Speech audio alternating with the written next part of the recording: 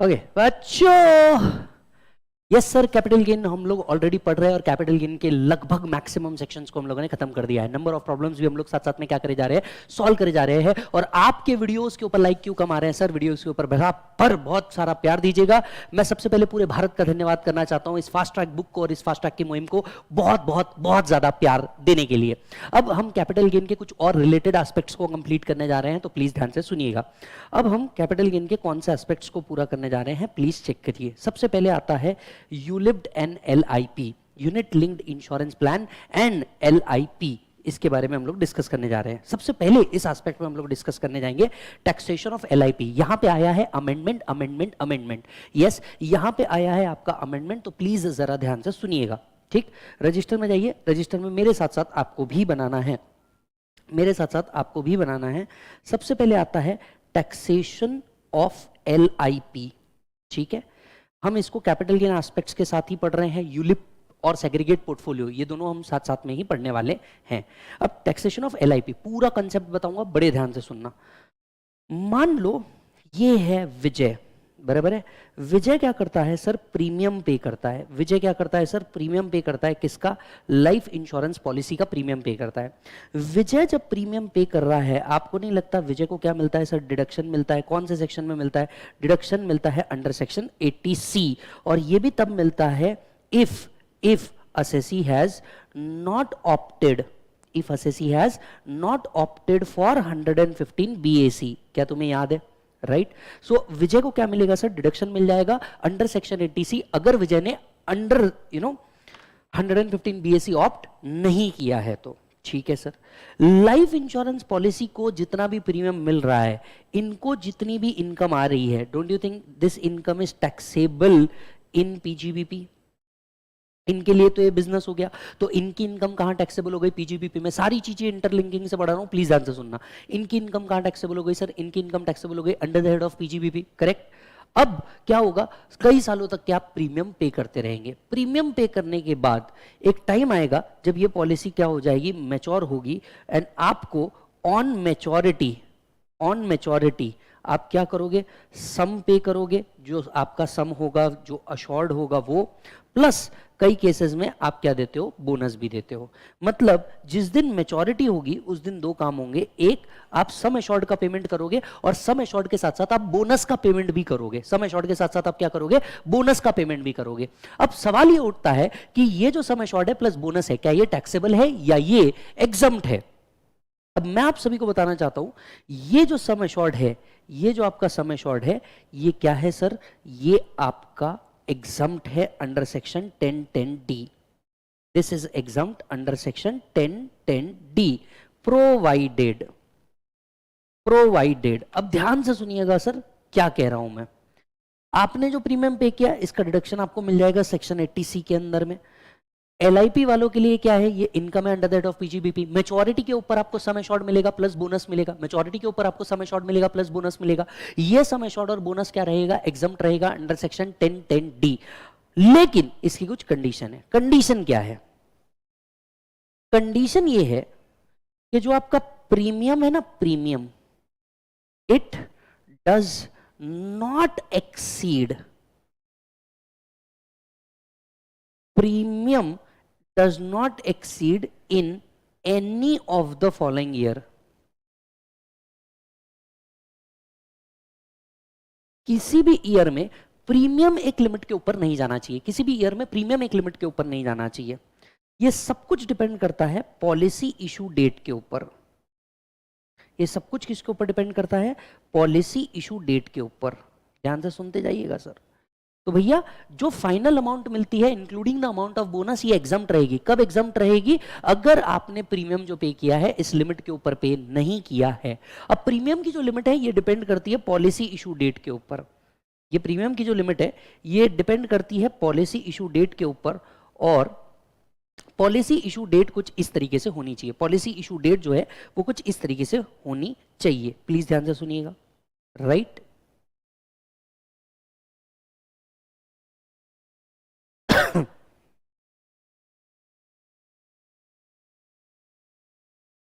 Policy issued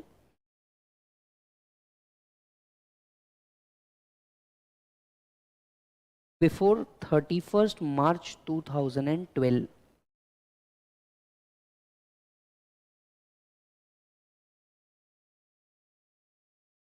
Policy issued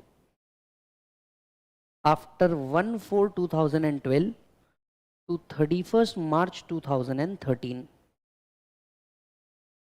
Policy issued after 1/4/2013 और इस साल का अमेंडमेंट पॉलिसी इशूड ऑन और आफ्टर 1/4/2023. तो ये इस साल का अमेंडमेंट है, ये इस साल का अमेंडमेंट है. जल्दी से बनाओ. टेबल पूरा कुछ इस तरीके से दिख रहा है. विजय प्रीमियम पे करेगा, विजय हर साल क्या ले लेगा, डिडक्शन ले लेगा. अब ये डिडक्शन भी कितना मिलता है, डिडक्शन भी आपको इसी बेसिस पे मिलता है. डिडक्शन भी आपको क्या मिलता है, इसी बेसिस पे मिलता है. फाइनल अमाउंट जो आएगी कहां से बेटा, कंपनी की तरफ से सम insured including the amount of bonus, ये क्या रहेगी बेटा, एग्जाम्प्ट रहेगी अंडर सेक्शन 1010D. एग्जाम्पशन कब मिलेगा, जब प्रीमियम एक लिमिट के ऊपर नहीं जा रहा है. अब प्रीमियम की जो लिमिट है ये डिपेंड करती है पॉलिसी इशू डेट के ऊपर. प्रीमियम की जो लिमिट है ये के ऊपर डिपेंड करती है बेटा, पॉलिसी इशू डेट के ऊपर. अब पॉलिसी अगर इशू हुई है बिफोर 2012 तो यहां पे maximum premium 20% of sum assured होना चाहिए. तो premium shall not exceed, premium does not exceed 20% of sum assured. Yes, अभी सम अश्योर्ड क्या है, हम कहते हैं ना कि अगर इसको कुछ हो गया तो 5 लाख रुपए मिलेंगे, तो ये 5 लाख रुपए हो गए आपके सम अश्योर्ड, राइट. प्रीमियम जो है, लेट्स से पॉलिसी अगर 5 लाख की है तो प्रीमियम जो है वो किसी भी साल में, अगर पॉलिसी 2012 के पहले की है तो प्रीमियम किसी भी साल में आपका 20% ऑफ सम अश्योर्ड के ऊपर नहीं जाना चाहिए. अगर पॉलिसी 2012-13 के बीच में है 10% ऑफ सम अश्योर्ड. अगर पॉलिसी 2013 के बाद है, दो बातें होंगी, normal SSC, handicap SSC. Normal SSC 10% of sum assured, handicap SSC 15% of sum assured.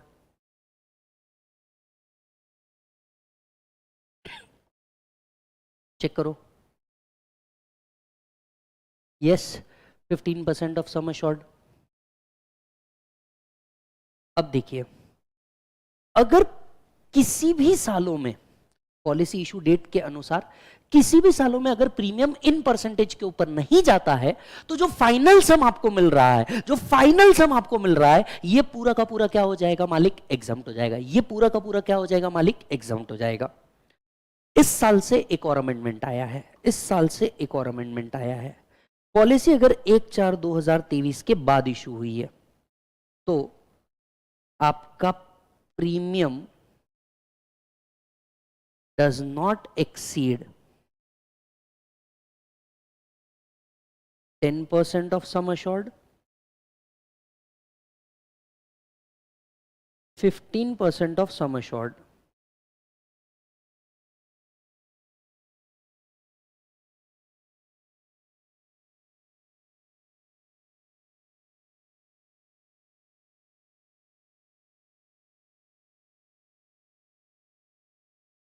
and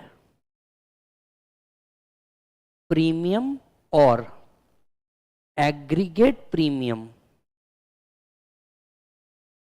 does not exceed 5 lakh. Premium or aggregate premium does not exceed 5 lakh. Finance act 2023 का amendment है, finance act 2023 का amendment है, ध्यान से सुनिएगा. अगर policy 1/4/2023 के बाद इशू हुई है, अगर पॉलिसी 1/4/2023 के बाद हुई है तो ये 10% और 15% का क्राइटेरिया तो है ही. Handicap SSC 15% of sum assured के ऊपर नहीं होना चाहिए, normal SSC 10% of sum assured के ऊपर नहीं होना चाहिए. ये क्राइटेरिया तो था ही. इस टाइम पे एक और मॉनेटरी क्राइटेरिया भी ला लिया कि भैया किसी भी साल में 1/4/2023 के बाद अगर पॉलिसी इशू हुई है, किसी भी साल में प्रीमियम का मॉनेटरी अमाउंट भी 5 लाख रुपए से ऊपर नहीं होना चाहिए.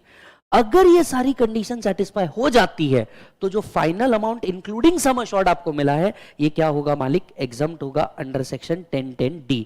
अगर ये एग्जम्प्ट नहीं हुआ तो, अगर ये एग्जम्प्ट नहीं हुआ, मान लीजिए 1010D के हिसाब से एग्जम्प्ट नहीं हुआ, तो फिर ये क्या हो जाएगा मालिक, टैक्सेबल हो जाएगा, right. So if not exempt then taxable in IFOS।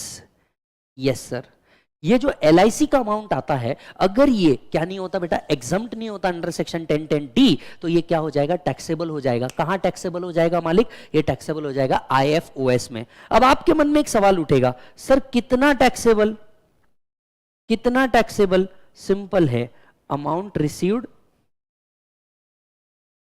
Amount received minus amount paid.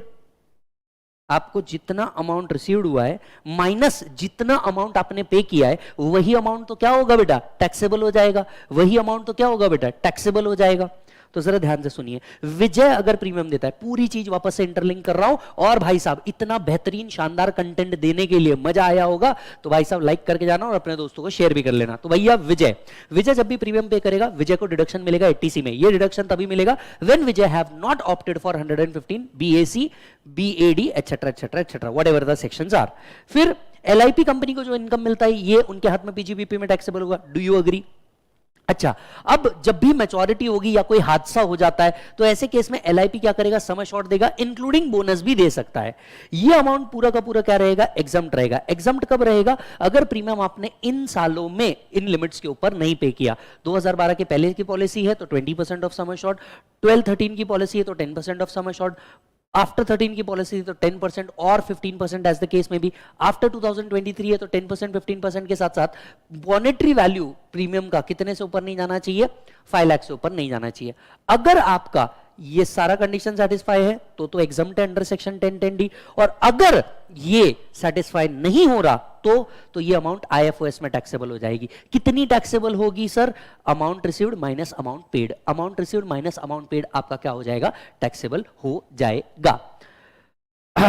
अब इस चैप्टर में मैंने आपको क्या क्या जोड़ दिया सर, मैंने इस चैप्टर में आपका डिडक्शन भी जोड़ दिया, इस कंसेप्ट में मैंने आपका IFOS भी जोड़ दिया, इस कंसेप्ट में मैंने आपका एग्जम्पशन भी जोड़ दिया। एक और चीज जोड़ दूं, एक और चीज जोड़ दूं, चलो जोड़ देता हूं।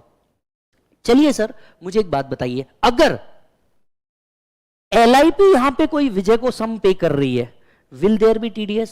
ना ना भैया, पढ़ेंगे तो पूरे अच्छे से पढ़ेंगे, मजे से पढ़ेंगे। अब क्या TDS का कंसेप्ट भी आएगा, will there be TDS? If yes, कौन से सेक्शन में? एनी ऑफ यू नीचे कमेंट करके बताना जल्दी से, क्या TDS होगा, और अगर TDS होगा तो कौन से सेक्शन में होगा? क्या TDS होगा, और अगर TDS होगा तो कौन से सेक्शन में होगा? आपको बताना पड़ेगा, जल्दी से बताना पड़ेगा, जल्दी बताओ सर। TDS होगा, और अगर होगा तो कौन से सेक्शन में होगा?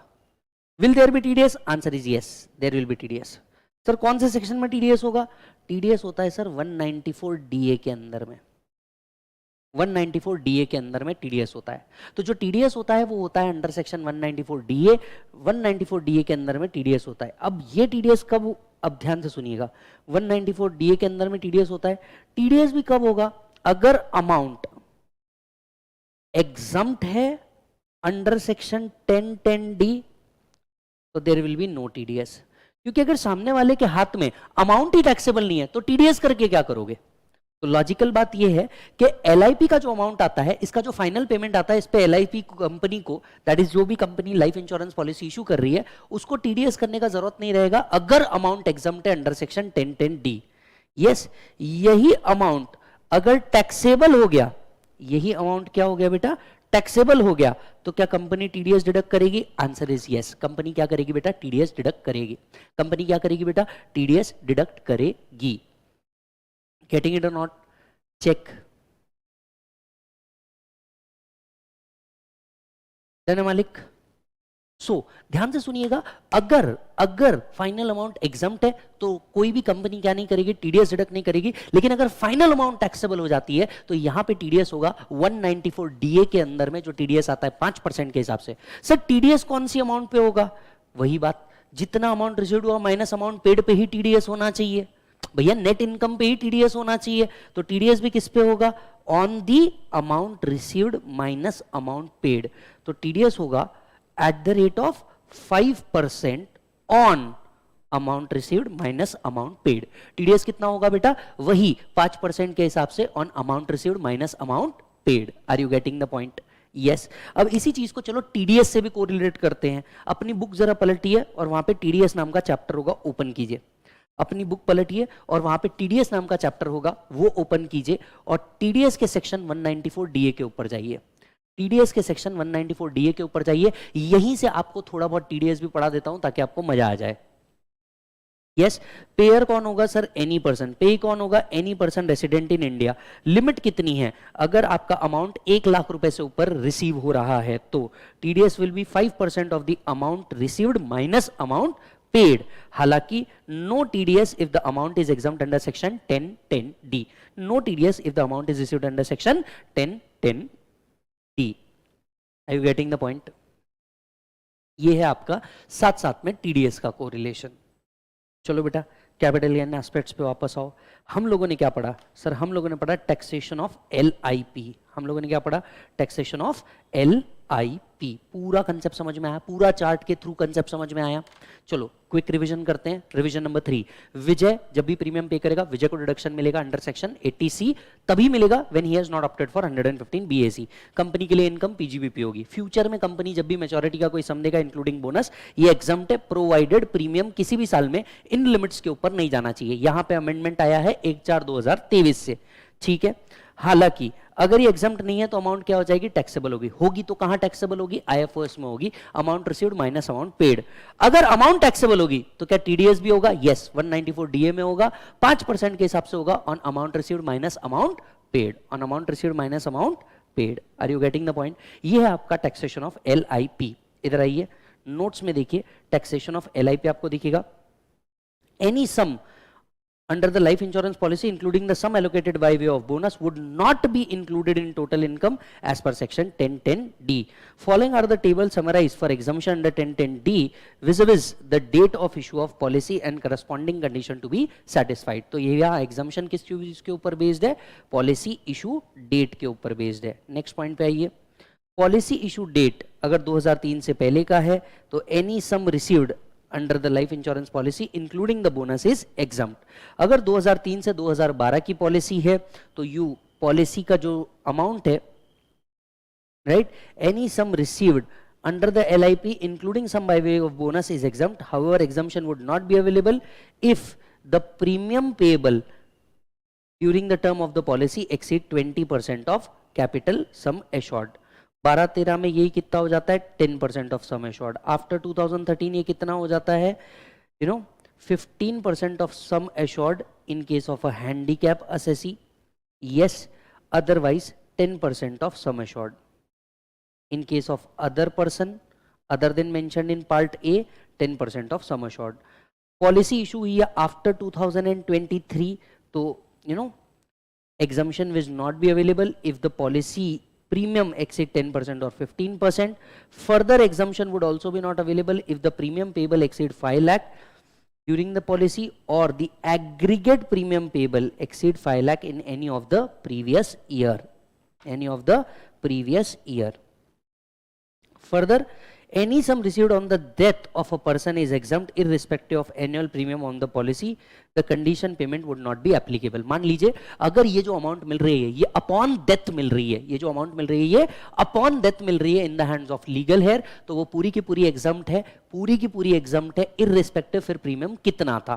Are you getting the point? तो मरने के बाद अगर लीगल हेयर को अमाउंट मिल रही है ये टोटली एग्जम्प्ट है, फिर प्रीमियम कितना था इससे कोई लेन देन नहीं है, इससे कोई लेन देन नहीं है। यस और no? Any sum received under 80DD shall not be exempt under section 1010D. अभी 80DD क्या है आगे चल के आप डिडक्शंस के अंदर में पढ़ेंगे। 80DD के अंदर में ये काम होता है सर कि जो अमाउंट रिसीव्ड होती है ये एग्जम्प्ट नहीं होगी, ये जो अमाउंट रिसीव्ड होती है ये एग्जम्प्ट नहीं होगी।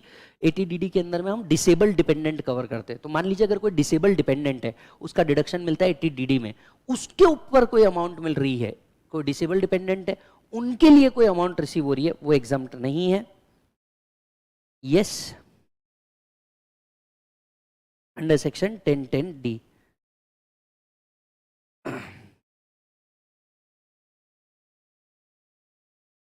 Exemption is not available in respect of sum received under the Keyman insurance policy. Keyman insurance policy क्या होता है? अभी आप जब मेरे साथ IFOS में भी रहेंगे तब हम इस पे डिस्कस करेंगे. कीमन इंश्योरेंस मतलब कंपनी के जो मेन व्यक्ति होते हैं, कंपनी के जो मेन व्यक्ति होते हैं, इसको हम कहते हैं कीमैन. अगर इस पे कोई आपको अमाउंट मिल रहा है, ये अमाउंट टैक्सेबल होता है, या तो सैलरी में टैक्सेबल होता है, या तो पीजीबीपी में टैक्सेबल होता है, या तो IFOS में टैक्सेबल होता है. कुल मिला के बात ये है, कीमन इंश्योरेंस पॉलिसी का जो अमाउंट है वो 1010D में एग्जाम्प्ट नहीं है. सम रिसीव्ड अंडर यूलिप और sum received under keyman policy, right, ये आपके लिए क्या हो जाएगा सर? टैक्सेबल हो जाएगा. अब इतना ज्यादा लिखने से अच्छा यहां पे शॉर्ट में लिख दो, following amount received is not exempt under section 1010D. Point number पहला, कीमन इंश्योरेंस पॉलिसी.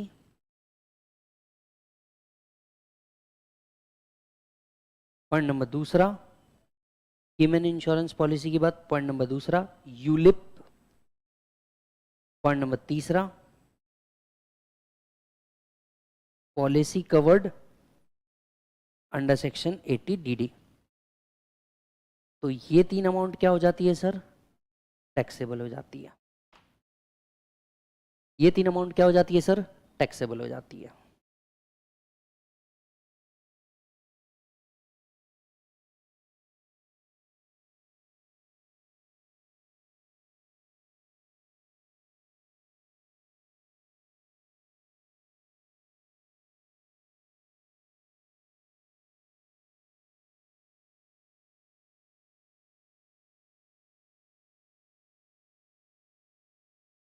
डन है sir?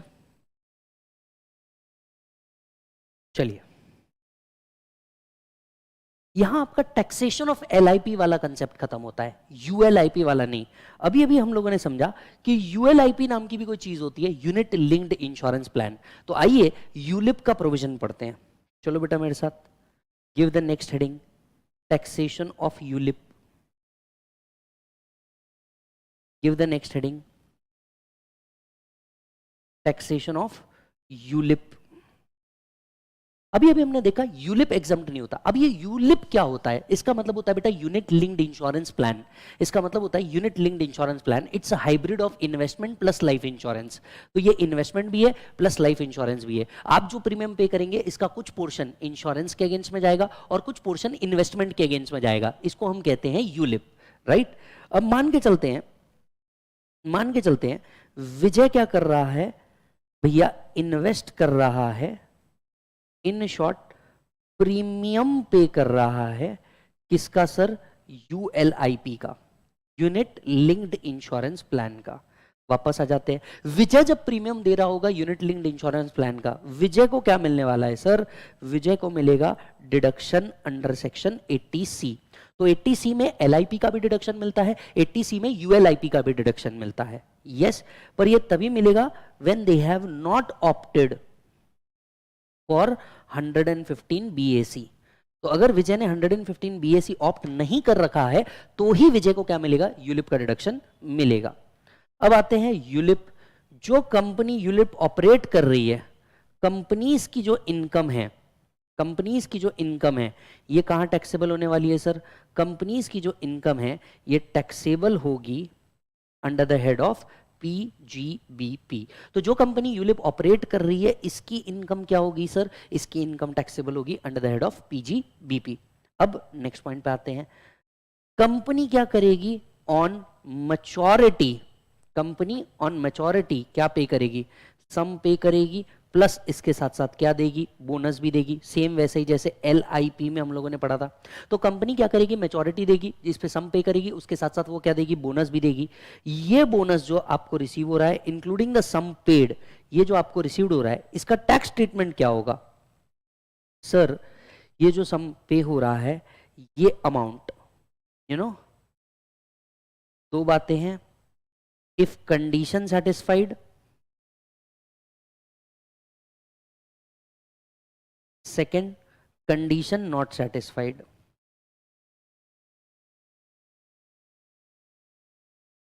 If condition satisfied, condition not satisfied. Now what is the condition? अगर आपकी कंडीशन सेटिस्फाई होती है, अगर आपकी कंडीशन क्या होती है बेटा, सेटिस्फाई होती है, या कंडीशन सेटिस्फाई नहीं होती. अब मान के चलते हैं कंडीशन सेटिस्फाई नहीं होती है या कंडीशन सेटिस्फाई होती है, में क्या क्या होता है. ये अगर कंडीशन सेटिस्फाई होती है तो ये अमाउंट भी एग्जम्प्ट होता है अंडर सेक्शन 1010D. पर सर अभी तो आपने कहा वो एग्जम्प्ट नहीं होती, कुछ कंडीशन है, कंडीशन सेटिस्फाई हुई तो ही एग्जम्प्ट होता, नहीं तो नहीं होता. ये यूलिप का पॉइंट है. कब एग्जम्प्ट रहेगा? अगर premium does not exceed 2.5 lakh per annum और aggregate premium on multiple policy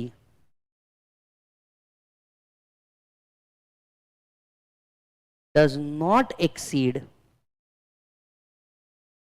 2.5 lakh per annum. तो ध्यान से सुनिए, ये जो फाइनल सम आपको यूलिप पे मिल रहा है, ये जो फाइनल सम आपको काय पे मिल रहा है बेटा, यूलिप पे मिल रहा है, ये पूरा का पूरा एग्जम्प्ट होगा. ये जो फाइनल सम आपको यूलिप पे मिल रहा है, ये पूरा का पूरा एग्जम्प्ट होगा. कब एग्जम्प्ट होगा? प्रीमियम एक पॉलिसी का 2.5 के ऊपर नहीं जाना चाहिए, मल्टीपल पॉलिसी का भी प्रीमियम 2.5 के ऊपर नहीं जाना चाहिए. एक पॉलिसी का प्रीमियम 2.5 के ऊपर नहीं जाना चाहिए, मल्टीपल पॉलिसी का भी प्रीमियम 2.5 के ऊपर नहीं जाना चाहिए. अगर ये दो कंडीशन सेटिस्फाई हो रही है तो भाई साहब मान करके चल लीजिए, ये पूरा का पूरा इनकम क्या हो जाएगा? एग्जम्प्ट हो जाएगा. ये पूरा का पूरा इनकम जो यूलिप का आ रहा है, ये क्या हो जाएगा सर? एग्जम्प्ट हो जाएगा. अब मान लो कंडीशन सेटिस्फाई नहीं होती, मतलब किसी भी साल में प्रीमियम 2.5 के ऊपर चल जाता है या एक से ज्यादा पॉलिसी का प्रीमियम 2.5 के ऊपर चल जाता है. अगर कंडीशन सेटिस्फाई नहीं हुई, यूलिप को क्या माना जाता है? यूलिप को सबसे पहले ट्रीट किया जाता है as capital asset under section 2 subsection 14. अभी अभी हम लोग कैपिटल गेन के अंदर में पढ़ के आए कि अगर कोई भी यूलिप जिसका प्रीमियम 2.5 के ऊपर जा रहा होगा, उसे क्या माना जाएगा बेटा? कैपिटल असेट माना जाएगा. इंटरलिंकिंग हुआ कि नहीं मालिक? इंटरलिंकिंग हुआ कि नहीं? तो अगर किसी भी यूलिप का प्रीमियम 2.5 के ऊपर जाता है किसी भी साल के अंदर में, या मल्टीपल यूलिप्स का प्रीमियम 2.5 के ऊपर चले जाता है, तो ऐसे केस में क्या किया जाता है मालिक? उसको कैपिटल एसेट माना जाता है 214 में. अब जब भी रिडम्पशन होगा, जब भी रिडम्पशन होगा या पॉलिसी का क्या होगा बेटा? मैच्योर होगा, तो इसे क्या माना जाएगा सर? ट्रांसफर माना जाएगा अंडर सेक्शन 247. तो जब भी यूलिप मैच्योर हो जाएगी, मैच्योरिटी पे इसको क्या मान लिया जाएगा? ट्रांसफर मान लिया जाएगा. अगर कैपिटल एसेट है, ट्रांसफर भी है, will there be capital gain? Answer is yes, क्योंकि कैपिटल एसेट है, कैपिटल एसेट ट्रांसफर भी हो रहा है, तो कैपिटल गेन भी आएगा. अब सवाल उठता है ये कैपिटल गेन को कंप्यूट कैसे किया जाएगा? ये कैपिटल गेन को कंप्यूट कैसे किया जाएगा? इसके लिए एक और सेक्शन है 45(1)(b. इसके लिए एक और सेक्शन है सेक्शन 45(1)(b. यस और नो? इसके लिए एक और सेक्शन है सेक्शन 45(1)(b. तो चलो एक बार पूरा का पूरा चेक करो, स्पीड अप, सुनते जाइए साथ साथ में. विजय अगर यूलिप पे कर रहा है, विजय अगर क्या कर रहा है सर? यूलिप पे कर रहा है, तो विजय को मिलेगा डिडक्शन अंडर एटीसी. डिडक्शन तभी मिलेगा when Vijay has not opted for 115 BAC. ULIP के अंदर में जो अमाउंट रिसीव्ड हो रहा है, यस ये पूरा का पूरा एग्जम्प्ट है depending upon condition is satisfied. Condition क्या है? प्रीमियम किसी भी साल में 2.5 के ऊपर नहीं जाना चाहिए, एक पॉलिसी या मल्टीपल पॉलिसी का. मान लो अगर प्रीमियम चले गया तो क्या होगा? ये जो यूलिप है इसे कैपिटल एसेट माना जाएगा 214 के हिसाब से. रिडम्पशन या मैच्योरिटी जब भी होती है इसे ट्रांसफर माना जाएगा 247 के अंदर में, और इसके ऊपर कैपिटल गेन टैक्स आएगा. कैपिटल गेन कैसे निकालेंगे सर? ये लिखा है सेक्शन 45(1)(b के अंदर में, ये लिखा है सेक्शन 45(1)(b के अंदर में. Are you getting the point? Yes. अच्छा, अब जरा ध्यान से सुनना, यही चीज आपको दी है नेक्स्ट पॉइंट पे, नेक्स्ट पेज पे, section 45(1)(b taxation of ULIP. Check कर लो, बराबर है? अच्छा जी, अगर आपको अमाउंट फर्स्ट टाइम मिल रही है, 45(1)(b बोलता है यूलिप का टैक्सेशन कैसे होगा, 45(1)(b बोलता है यूलिप का टैक्सेशन कैसे होगा. अमाउंट अगर आपको फर्स्ट टाइम मिल रही है, capital gain is equal to a minus B, capital gain is equal to a minus B. Now what is a minus B? भाई सीधे शब्दों में amount received minus amount paid. कोई भी पॉलिसी हो, चाहे वो लाइफ इंश्योरेंस पॉलिसी हो, चाहे वो यूलिप हो, टैक्सेशन तो इनकम पे ही होगा. इनकम कैसे है? अमाउंट रिसीव्ड माइनस जितना प्रीमियम पे किया, नेट इनकम पे टैक्स होगा. यहां पे भी तो वही लिखा है a माइनस बी. ए में क्या है? अमाउंट रिसीव्ड, बी में क्या है? Amount paid. खत्म हो गया काम. A minus B, aggregate amount received during the previous year including bonus, and B is aggregate amount of premium paid during the term of ULIP. जितना amount received हुआ minus जितना amount paid हुआ. Sir एक से ज्यादा policy है तो हो सकता है एक से ज्यादा टाइम मिले amount. yes or no? Amount received including bonus, in excluding the amount taxed earlier. In short जितना पहले टैक्स हुआ है उस अमाउंट को हटाओ, बचा हुआ अमाउंट कितना मिला है. Net amount received right now minus net amount of premium paid. सीधे शब्दों में amount received minus amount paid. Amount received minus amount paid. Yes. The capital gain computed in the table above would deem to be the capital gain arising from transfer of unit of an equity oriented fund set up under the scheme of insurance company comprising of unit linked insurance policy. Unit linked insurance policy. तो इतना लिखने से better capital gain कैसे compute होगा? सीधे शब्दों में amount received minus amount paid. अच्छा, अब एक सवाल आपके मन में फिर से आना चाहिए, चलो टीडीएस से इंटरलिंक करो, चलो मेरे बच्चे टीडीएस से इंटरलिंक करो. अब सवाल ये उठना चाहिए कि सर बताओ यूलिप अगर विजय पे कर रहा है और ये यूलिप टैक्सेबल है, ये यूलिप क्या है? टैक्सेबल है, तो क्या टीडीएस कट करना चाहिए? क्या टीडीएस कट करना चाहिए? वेल माय फ्रेंड, यहां पे टीडीएस का कोई स्पेसिफिक प्रोविजन दिया हुआ नहीं है. देखिए जैसे एलआईसी के लिए 194 डीए है, यूलिप के लिए ऐसा कोई स्पेसिफिक टीडीएस का प्रोविजन नहीं है. यूलिप के लिए ऐसा कोई स्पेसिफिक प्रोविजन टीडीएस का नहीं है. बट फिर भी कंपनी सेफर साइड क्या करती है? 194 डीए में ही टीडीएस डिडक्ट कर देती है. कंपनी सेफर साइड क्या करती है? 194 डीए में ही टीडीएस डिडक्ट कर देती. हाल ही ऐसा कोई स्पेसिफिक सेक्शन नहीं है यूलिप के लिए, पर कंपनी सेफर साइड में क्या कर रही है? टीडीएस डिडक्ट कर रही है. यस और नो? टीडीएस के जो प्रोविजन है ये कहते हैं मैंडेटरी टीडीएस कब होने वाला है. टीडीएस के जो सेक्शन है ये कहते हैं मैंडेटरी टीडीएस कब होने वाला है. वो ये नहीं कहते कि भैया हमने यहां नहीं दिया तो टीडीएस कट नहीं करना. वॉलंटरीली आप टीडीएस कट कर सकते हो.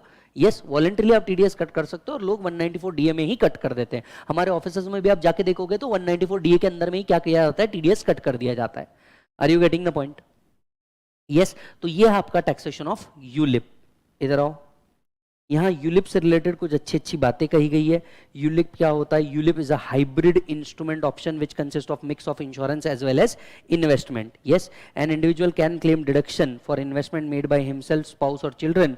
N HUF can claim deduction under 80C. बराबर है. 1010D provides exemption from amount received from ULIP. No exemption is available from ULIP if single policy, right, premium exceed 2.5 lakh, aggregate premium exceeds 2.5 lakh. Yes or no? Under which head the sum is taxable? It shall be taxable under the head of capital gain. If asset is held for more than 36 months, it will be long term capital asset, otherwise it will be short term capital asset. इस पे tax rate क्या होंगे? वही short term है 111A वाला होगा तो 15%, long term है 112A वाला होगा तो 10%, beyond rupees 1 lakh. Yes, beyond rupees 1 lakh अगर एसटीटी पे किया है तो. एसटीटी पे नहीं किया तो शॉर्ट टर्म कैपिटल गेन पे normal slab rate, long term capital gain 20% with indexation. 20% with indexation. Yes और नो? तो ये हुआ मालिक आपका taxation of ULIP. This was your taxation of ULIP. एक बार ये पूरे चार्ट को ध्यान से देख लो, फिर चालू करेंगे सेग्रीगेट पोर्टफोलियो.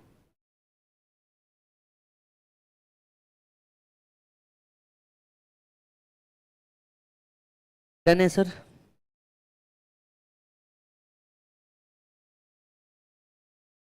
बेस्ट. आ जाइए. अब कैपिटल गेन का कुछ एक हद एस्पेक्ट ही बचा है, बाकी तो ऑलमोस्ट हम लोगों ने सारा खत्म कर दिया. अगर आप देखेंगे तो कैपिटल गेन जो है ये हम लोगों ने बहुत सारे जो कंटेंट है, जो स्पेसिफिक सेक्शन है उसको बहुत अच्छे से कंप्लीट किया. And I am also sure you will appreciate that कि कम टाइम के अंदर में इसको कंप्लीट करना ये बहुत बड़ा टास्क है. और इससे बेहतर क्या होगा कि इनिशियली फास्ट ट्रैक लेक्चर्स के अंदर में ही आप लोगों ने क्या कर दिया? जल्दी से जल्दी कैपिटल गेन खत्म कर दिया. यस, देखिए इसका इफेक्टिवनेस और बढ़ेगा. मैं अगेन बार बार लगातार बोल रहा हूँ, आप बोलोगे सर रिपीट कर रहा है. सर बिल्कुल करेंगे ही करेंगे, क्योंकि ये बात मेरे बच्चों की है, ये बात पूरे हिंदुस्तान की है. सर अगर आप देखेंगे ना इसके साथ साथ प्रॉब्लम सॉल्व करने पड़ेंगे। तो जितने ज्यादा प्रॉब्लम सॉल्व करते हो, मतलब देखो नेक्स्ट वीडियो या नेक्स्ट टॉपिक आप तब हाथ लगाना जब आप क्वेश्चन आंसर पूरे सॉल्व कर चुके हो। Are you getting the point? तो जो क्वेश्चन बैंक है उसको उठाओ, क्वेश्चन बैंक से पूरे के पूरे क्वेश्चन सॉल्व करो, क्वेश्चन बैंक से पूरे के पूरे क्वेश्चन सॉल्व करो, जहां अटको वहां फिर से जाओ, एक बार प्रोविजन को पढ़ो। ये राइट तरीका है, एक बार जाओ फिर से प्रोविजन को पढ़ो, क्योंकि देख कंटेंट सी अगर रेगुलर बैच होता, सेक्शन होता, इसके बाद में एक प्रॉब्लम होता, फिर सेक्शन होता, एक प्रॉब्लम होता। फास्ट ट्रैक के अंदर में हमारे पास टाइम कम होता है और आप खुद भी एग्जाम ओरिएंटेड अप्रोच के लिए आए हैं। अब एग्जाम ओरिएंटेड अप्रोच में क्या होता है, हमें कंटेंट पूरा का पूरा कवर करना पड़ता है, कम टाइम के अंदर में कवर करना पड़ता है। तो जो प्रॉब्लम्स वाला एस्पेक्ट होता है ना, वो फिर क्या हो जाता है, आपके पास आ जाता है, क्योंकि मेन टाइम जो लगता है ये प्रॉब्लम सॉल्विंग को लगता है। Are you getting the point? Content एक बार आपका क्लियर हो गया तो मेन प्रॉब्लम जो है ये आपको काहे में लगता है, प्रॉब्लम सॉल्विंग के लिए लगता है। तो चलो ध्यान से देखो, बढ़ो आगे। अब आते हैं हम सेग्रीगेट पोर्टफोलियो स्कीम। अब ये सेग्रीगेट पोर्टफोलियो स्कीम क्या है जरा समझिएगा, और बेसिक अंडरस्टैंडिंग है। इसमें कैपिटल गेन का कोई लेन देन नहीं है, यहाँ पे कॉस्ट क्या निकालेंगे म्यूचुअल फंड के केस में, वो कॉन्सेप्ट है। अब जरा समझना है सेग्रीगेट पोर्टफोलियो स्कीम क्या है। देखिए म्यूचुअल फंड जो थे, म्यूचुअल फंड जो होते हैं ये क्या करते हैं, ये अलग अलग लोगों से पैसा लेते हैं, ये पैसे को वो लोग क्या करते हैं, किसी ना किसी स्कीम के अंदर में इन्वेस्ट करते हैं। Do you agree? This is the thing they do it, right? तो ये जो म्यूचुअल फंड स्कीम होता है, ये म्यूचुअल फंड स्कीम क्या करते हैं, अलग अलग जगहों पे आपके कैपिटल को इन्वेस्ट करते हैं। एज वी ऑल नो, हम जब डिसीजन लेते हैं क्या सारे डिसीजन सही होते हैं? नहीं। ठीक उसी तरीके से म्यूचुअल फंड के कुछ एसेट्स जो होते हैं, राइट, ये बहुत अच्छे परफॉर्मिंग एसेट्स होते हैं, वेराज कुछ एसेट जो होते हैं वो बैड एसेट्स बन जाते हैं, मतलब वो इतने परफॉर्मिंग नहीं होते। अब इसके कारण क्या होता है, जो ओवरऑल एनएवी है वो डाउन हो जाता। अब आप सोच के देखिए ना, आपके पोर्टफोलियो में कुछ चीजें प्रॉफिट में है, कुछ चीजें लॉस में है, राइट? प्रॉफिट वाली तो आपको अच्छी लग रही है, लॉस वाली अच्छी लग रही है क्या? नहीं। लेकिन इससे आपका जो ओवरऑल पोर्टफोलियो है वो तो डाउन हो जाता है। सही, यस, इससे आपका ओवरऑल पोर्टफोलियो तो डाउन हो जाता है। तो ऐसे केस में क्या किया जाता है बेटा, ऐसे केस में म्यूचुअल फंड चाहता था कि जो नॉन परफॉर्मिंग है या जो बैड एसेट्स है, इसको हम क्या कर ले, एक और पोर्टफोलियो बनाए और उसके अंदर में हम इसको शिफ्ट कर दें, ताकि हमारा मेन पोर्टफोलियो जो है ये डाउन ना दिखे। इससे क्या होता है, जब नया इन्वेस्टर आता है, नया इन्वेस्टर ओवरऑल पोर्टफोलियो डाउन देख करके उसका इन्वेस्टमेंट करने की इच्छा नहीं होती। और इस कारण से हो क्या रहा था कि जो म्यूचुअल फंड है, जो कहते हैं बहुत सही है, वो सही नहीं लग रहा था, क्योंकि उसमें बैड एसेट्स भी थे। तो म्यूचुअल फंड इतने सालों से क्या कर रहे थे, सेबी से रिक्वेस्ट कर रहे थे कि सर प्लीज हमें एक सेग्रीगेट पोर्टफोलियो बनाने दो, जहां पे हमारे नॉन परफॉर्मिंग एसेट, क्योंकि हो सकता है ये as of now non performing हो, ये फ्यूचर में चल के परफॉर्मिंग हो, ये as of now non performing हो, ये कभी फ्यूचर में चल के परफॉर्मिंग हो, राइट? तो ऐसे केस में आप हमें क्या करने दो, एक सेपरेट पोर्टफोलियो बनाने दो, और इस सेपरेट पोर्टफोलियो में हमारे को स्टॉक रखने दो।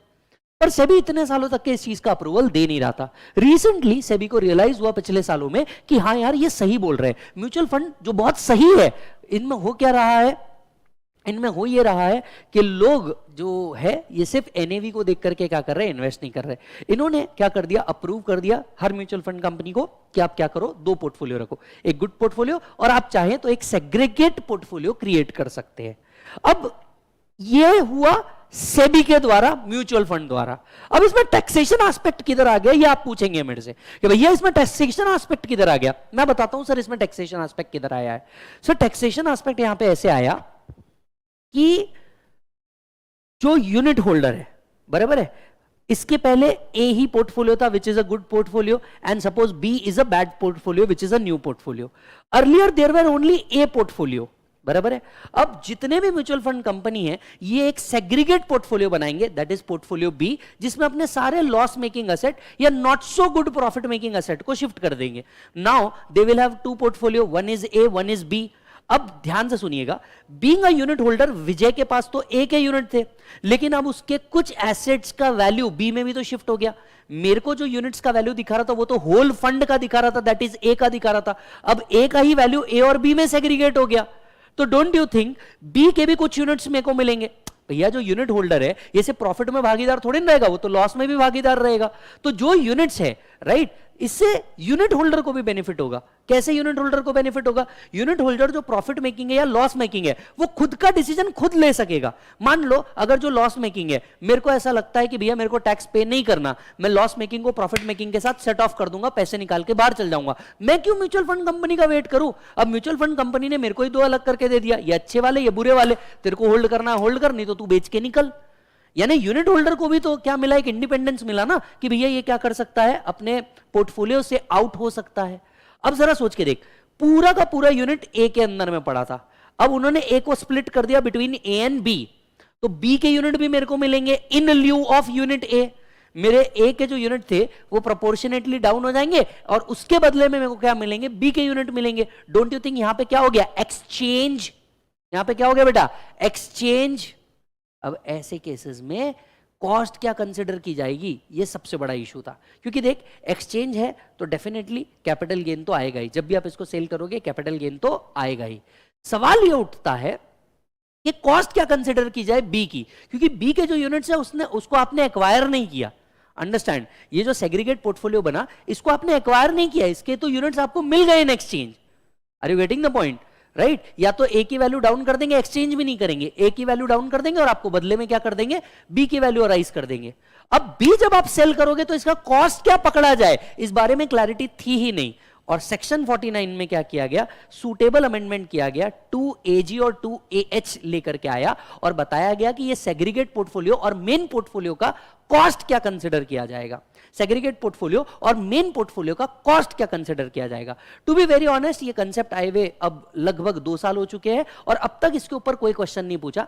एंड ऑनेस्टली स्पीकिंग मुझे लगता भी नहीं कि इसके ऊपर कोई क्वेश्चन आ सकता है, पर किताब में दिया है तो आपको पढ़ना है, ये आपकी जिम्मेदारी है। Getting the point? तो चलो आ जाओ। तो अगर कोई यूनिट होल्डर है, पहले उसके पास था टोटल पोर्टफोलियो, अब उसका पोर्टफोलियो 2 पार्ट में डिवाइड हो जाएगा, main portfolio as well as segregate portfolio. अब ऐसे 2 पार्ट के अंदर में वो क्या हो जाएगा? डिवाइड हो जाएगा। Right? On allotment of segregate portfolio there is no tax, क्योंकि आपको सिर्फ क्या हो रहा है? वो अलॉट हो रहा है। ऑन ट्रांसफर और redemption there will be short term capital gain और long term capital gain as the case में be, depending upon the period of holding. तो जब भी आप इसे ट्रांसफर करेंगे, जब आपको अलॉट होते रहेंगे तब कोई टैक्स नहीं है, जब आप इसको ट्रांसफर करते रहोगे तब आपको क्या है बेटा? टैक्स है। अच्छा जी सर, ये जो सेग्रीगेट पोर्टफोलियो आपने बनाया है जिसको हम कहेंगे बी, ये जो सेग्रीगेट पोर्टफोलियो है जो आपने बनाया है, इसका कॉस्ट क्या पकड़ा जाए? क्योंकि जब भी ये बैड वाला आप सेल करेंगे, कॉस्ट ऑफ एक्विजिशन तो लगेगा कैपिटल गेन या लॉस कंप्यूट करने के लिए, तो कॉस्ट क्या कंसिडर किया जाएगा? तो उन्होंने कहा cost of acquisition of units in a segregate portfolio is equals to cost of acquisition of unit in portfolio prior to segregation, मतलब आपका एक्चुअल बाइंग, सीधे शब्दों में आपका actual cost of acquisition, into NAV of the asset transfer to segregate portfolio, जितने asset NAV portfolio में transfer किए हैं, डिवाइडेड बाय टोटल एनएवी, जितना एनएवी उधर ट्रांसफर किया, divided by total NAV of the portfolio.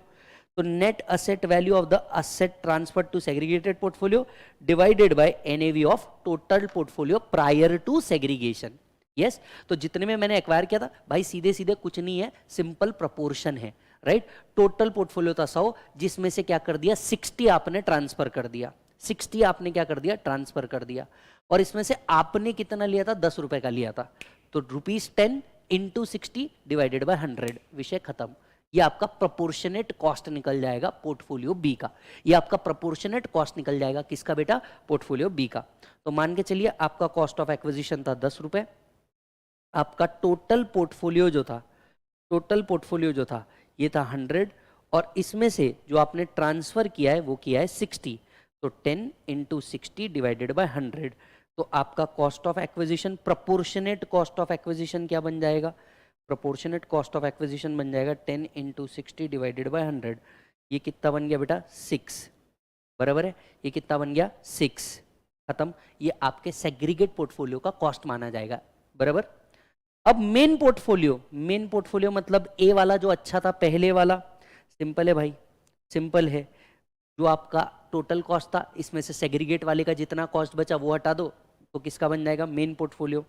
In capital asset being units or units of segregate portfolio, there shall include period for which original units are hold. तो इनके लिए cost क्या बन जाएगा? Actual cost of acquisition minus cost of segregate portfolio. सीधे शब्दों में इनके लिए वैल्यू क्या रह जाएगी 4। पीरियड ऑफ होल्डिंग कहां से काउंट करेंगे, क्योंकि लॉन्ग टर्म या शॉर्ट टर्म तो पीरियड ऑफ होल्डिंग पे डिपेंड करता है।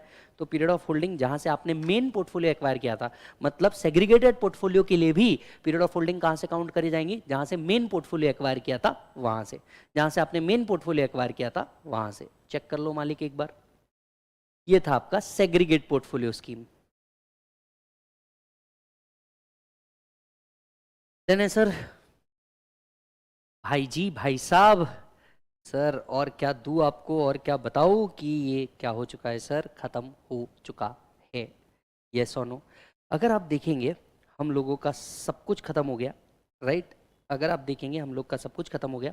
सबसे पहले सेक्शन 45, फिर कैपिटल एसेट, फिर transfer, long term, short term, period of holding, full value of consideration, how to compute capital gain, 50 CA, 50 AA, expenses on transfer, improvement, cost of acquisition, indexed cost, फिर all 7 proviso to section 48, exemption series to section 10 and 54, पूरा का पूरा।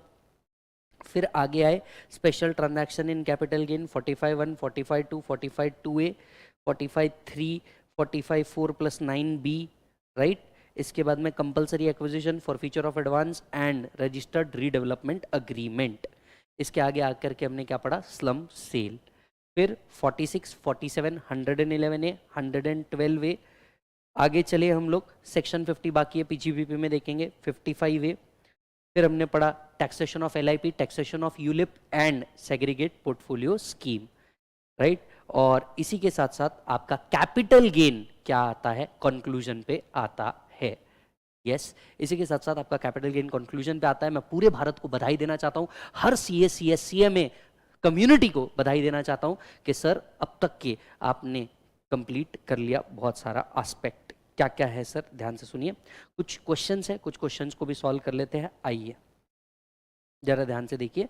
कुछ questions इसके अलावा मैं आपके questionnaire से भी लेने वाला हूं, तो अर्लियर ये क्वेश्चन जो है क्वेश्चनर से मैं जरूर लूंगा, बट मैं आज का दिन आपको क्या करता हूं, स्पेयर में देता हूं। आज आप अपना कैपिटल गेन पढ़ लीजिए, हम लोग नेक्स्ट या मे बी उसके नेक्स्ट वीडियो के अंदर में क्या करेंगे, कैपिटल गेन के ऊपर कुछ और क्वेश्चन क्वेश्चनर से लेंगे। तो क्वेश्चनर के भी कुछ क्वेश्चन हम लोग कंसिडर करेंगे। हाल फिलहाल में आते हैं इस क्वेश्चन के ऊपर, चेक इट आउट। चलो मालिक, फटाक से देखेंगे। अब अगर आप ध्यान देंगे, Vinay, Vivek and Vijay are 3 partners, that is V3 associates. Yes, the partnership firm. Vinay retired on 26 June 2023, and after his retirement, the business of the firm will be operated by Vivek and Vijay. The capital account of Vinay is 20 lakh. अब यहाँ पे capital account की detail भी दी हुई है, and there was no revaluation in the book, right? किस पे based है सर? वो dissolution वाले concept के ऊपर based है ये question. There was no resolution, no revaluation of the assets in the books of the firm at the time after 1996-97 when he joined as a partner. To settle the balance of 20 lakh, the firm gave him cash payment, stock in trade and plot of land. अब अगर आप देखेंगे यहाँ पे उसका settle करने के लिए 3 चीजें दी गई, मनी दिया गया, एसेट दिया गया, पर स्टॉक भी दिया गया। अगर यहाँ पे स्टॉक भी दिया गया है तो 45(4) तो यहाँ पे एप्लीकेबल नहीं होने वाला, क्योंकि स्टॉक के केस में क्या एप्लीकेबल है, 9B, and 9B is in addition to 45(4). यस, 9B is in addition to 45(4). So plot of land की भी कुछ फेयर मार्केट वैल्यू दी है, बुक वैल्यू दी हुई है, और कब एक्वायर किया था वो दिया हुआ है। AO wants to invoke 45(4). क्या AO यहाँ पे 45(4) इन्वोक कर सकता है? याद करके देखो, 44 प्लस 9B हम लोगों ने बहुत डिटेल के अंदर में पढ़ा है, जहां पे हम लोगों ने पढ़ा था कि भाई साहब ये नहीं हो सकता, क्योंकि यहाँ पे स्टॉक इन ट्रेड भी आपको क्या किया गया है, अलॉट किया गया है। यहाँ पे स्टॉक इन ट्रेड भी आपको क्या किया गया है, अलॉट किया गया है। तो आइए इसको सॉल्व करेंगे, और इसको फट से सॉल्व करेंगे। सॉल्व करते वक्त हमें ध्यान रखना होगा कि भैया यहाँ पे 45(4) क्या नहीं हो सकता, एप्लीकेबल नहीं हो सकता। तो problem number 8, section 45 subsection 4 is not applicable. Section 45(4) is not applicable, and income will be taxed under section 9B. क्या क्या दिया है सर आपको? सर लैंड दिया है, स्टॉक इन ट्रेड दिया है, और यहां पे लिख देते हैं पर्टिकुलर्स। ठीक है, फेयर मार्केट वैल्यू क्या कंसिडर करेंगे? सर फेयर मार्केट वैल्यू हम लोग क्या कंसिडर करते हैं? फुल वैल्यू ऑफ कंसिडरेशन हम लोग क्या कंसिडर करते हैं? Fair market value. तो फेयर मार्केट वैल्यू आपकी प्रॉब्लम में दी है क्या, जरा चेक करो। फेयर मार्केट वैल्यू आपकी प्रॉब्लम में दी है क्या? Yes sir, fair market value दी है आपकी। कितनी?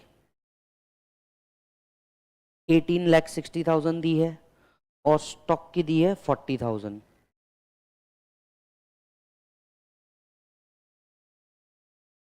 18,60,000 और स्टॉक की दी है 40,000, बराबर है।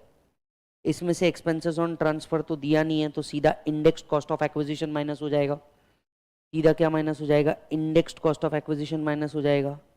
और स्टॉक के केस में कॉस्ट ऑफ एक्विजिशन माइनस होगा, क्योंकि स्टॉक को ट्रांसफर करके कौन सी इनकम आने वाली है? पीजीबीपी। और कैपिटल एसेट को ट्रांसफर करके कौन सी इनकम आने वाली है? Capital gain. यस और नो? तो यहां पे कॉस्ट ऑफ एक्विजिशन आएगा। अब कितने में स्टॉक हम लोगों ने एक्वायर किया था? अगर मैं स्टॉक इन ट्रेड की बात करूं, दिस वॉज परचेस्ड फॉर ₹10,000, तो स्टॉक में से कितना माइनस करेंगे बेटा? 10,000।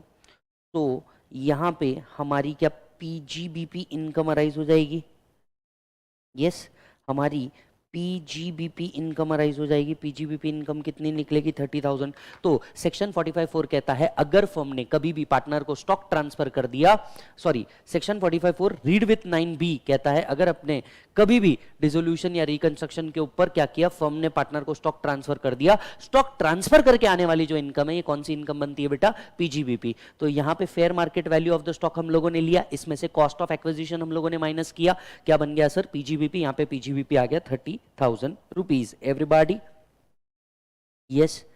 इसके बाद अब लैंड एक्वायर किया था, तो लैंड का इंडेक्स्ड कॉस्ट लेना पड़ेगा। लैंड कितने में ली थी सर हम लोगों ने? 60,000 रुपीज के अंदर में ली थी, जिसको लिया था बिफोर 2001। तो इसका फेयर मार्केट वैल्यू लेना पड़ेगा एज ऑन 1/4/2001। तो fair market value as on 1/4/2001 is 1,10,000 into ये कब ट्रांसफर हो गया सर? जरा चल के देखो कब ट्रांसफर हो गया। Read the problem. यस, अगर आप चेक करेंगे तो इट इज 2023 ट्रांजैक्शन, तो अपना 348 आ जाएगा यहाँ पे इंटू 348 डिवाइडेड बाय, बताइए सर, क्योंकि असेट 2001 से पहले लिया है, बेस इंडेक्स क्या पकड़ेंगे आप? 100। So take on the calculator, take on the calculator. Yes sir. तो 1,10,000 into 348 divided by 100, that is coming to 382,800. That is coming to 382,800. Check कर लो।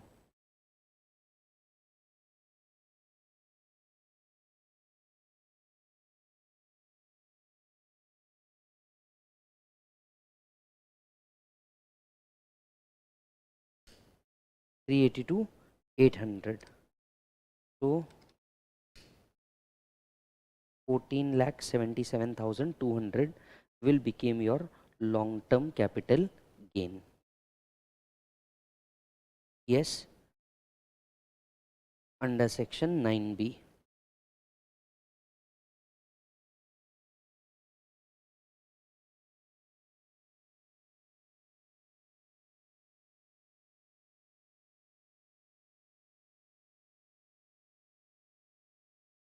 Is that done?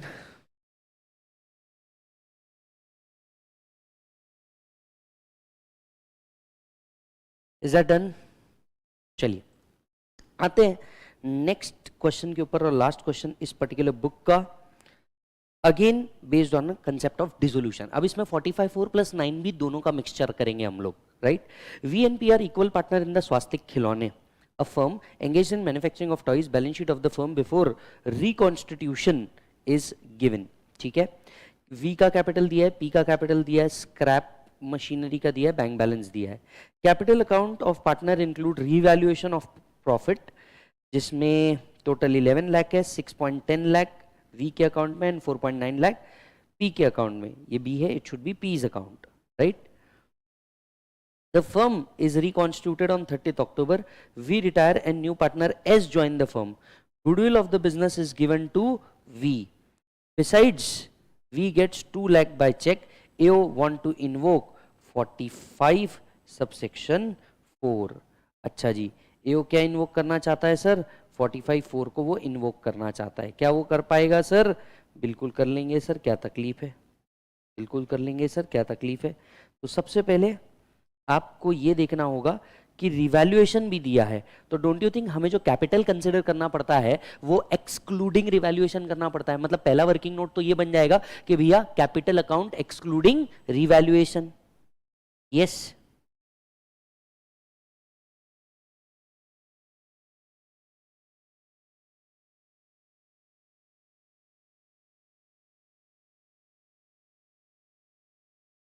Capital account of V excluding revaluation.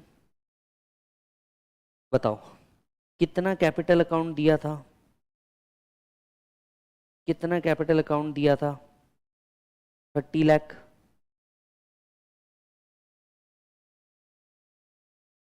इसमें से revaluation minus कर देते हैं,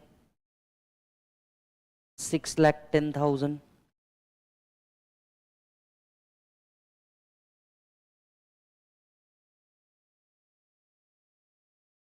balance कितना बचता है? 23,90,000, बराबर। अब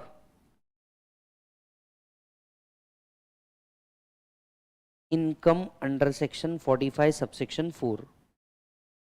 सबसे पहले आपको क्या रिसीव्ड हुआ? Money received.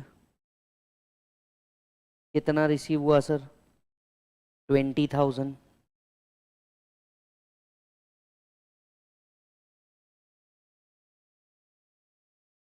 यस,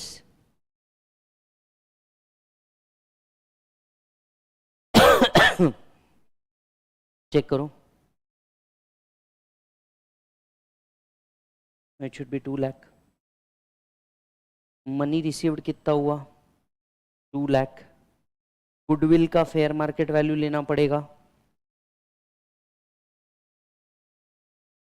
ये आया 70 लैक्स। तो V retired and new partner as join. हमने क्या दिया भैया? गुडविल दे दिया, गुडविल का फेयर मार्केट वैल्यू ले लिया, मनी दिया। अब देखेंगे यहाँ पे स्टॉक ट्रांसफर ही नहीं हुआ है। जब स्टॉक ट्रांसफर ही नहीं हुआ है, यस और नो, तो हम इस सेक्शन को अप्लाई कर सकते हैं। Money received plus fair market value minus capital account. Capital account कितना था सर? 23,90,000। अभी अभी हम लोगों ने निकाला 23,90,000, अभी अभी हम लोगों ने निकाला। यस, सो 72 लाख माइनस 23,90,000, यहाँ पे आपका 48,10,000 रुपीज अराइज हो गया। That is capital gain under section 45 subsection 4। तो भैया देखो दोनों तरीके के कैलकुलेशन पे आ गए हम लोग। यहाँ पे आपको 45(4) क्यों एप्लीकेबल हुआ? क्योंकि यहाँ पे स्टॉक ट्रांसफर नहीं हुआ है। तो ऐसे केस में कैपिटल गेन टैक्स कितना आता है? What ever is the money receive plus fair market value of the asset received minus capital account. Yes, तो ये आ गया आपका 48,10,000। चेक कर लो मालिक।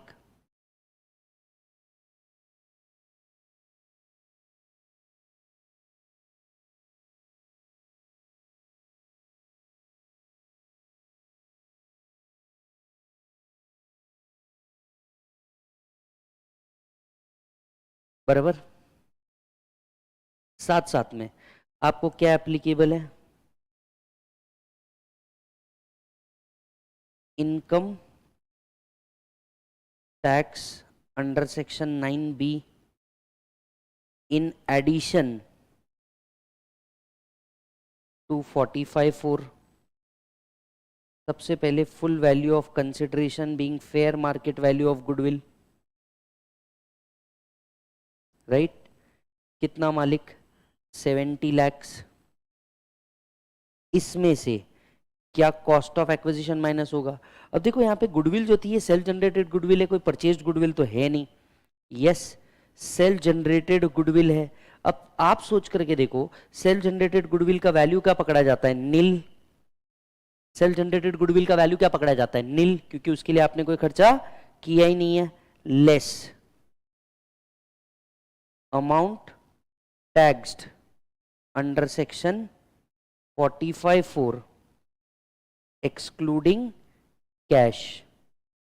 कितना वैल्यू आपने कैपिटल गेन में टैक्स कर दिया? 46,10,000।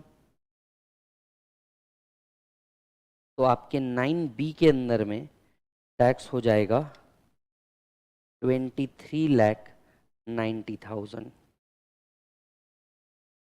Long term capital gain tax to firm. Check करिए।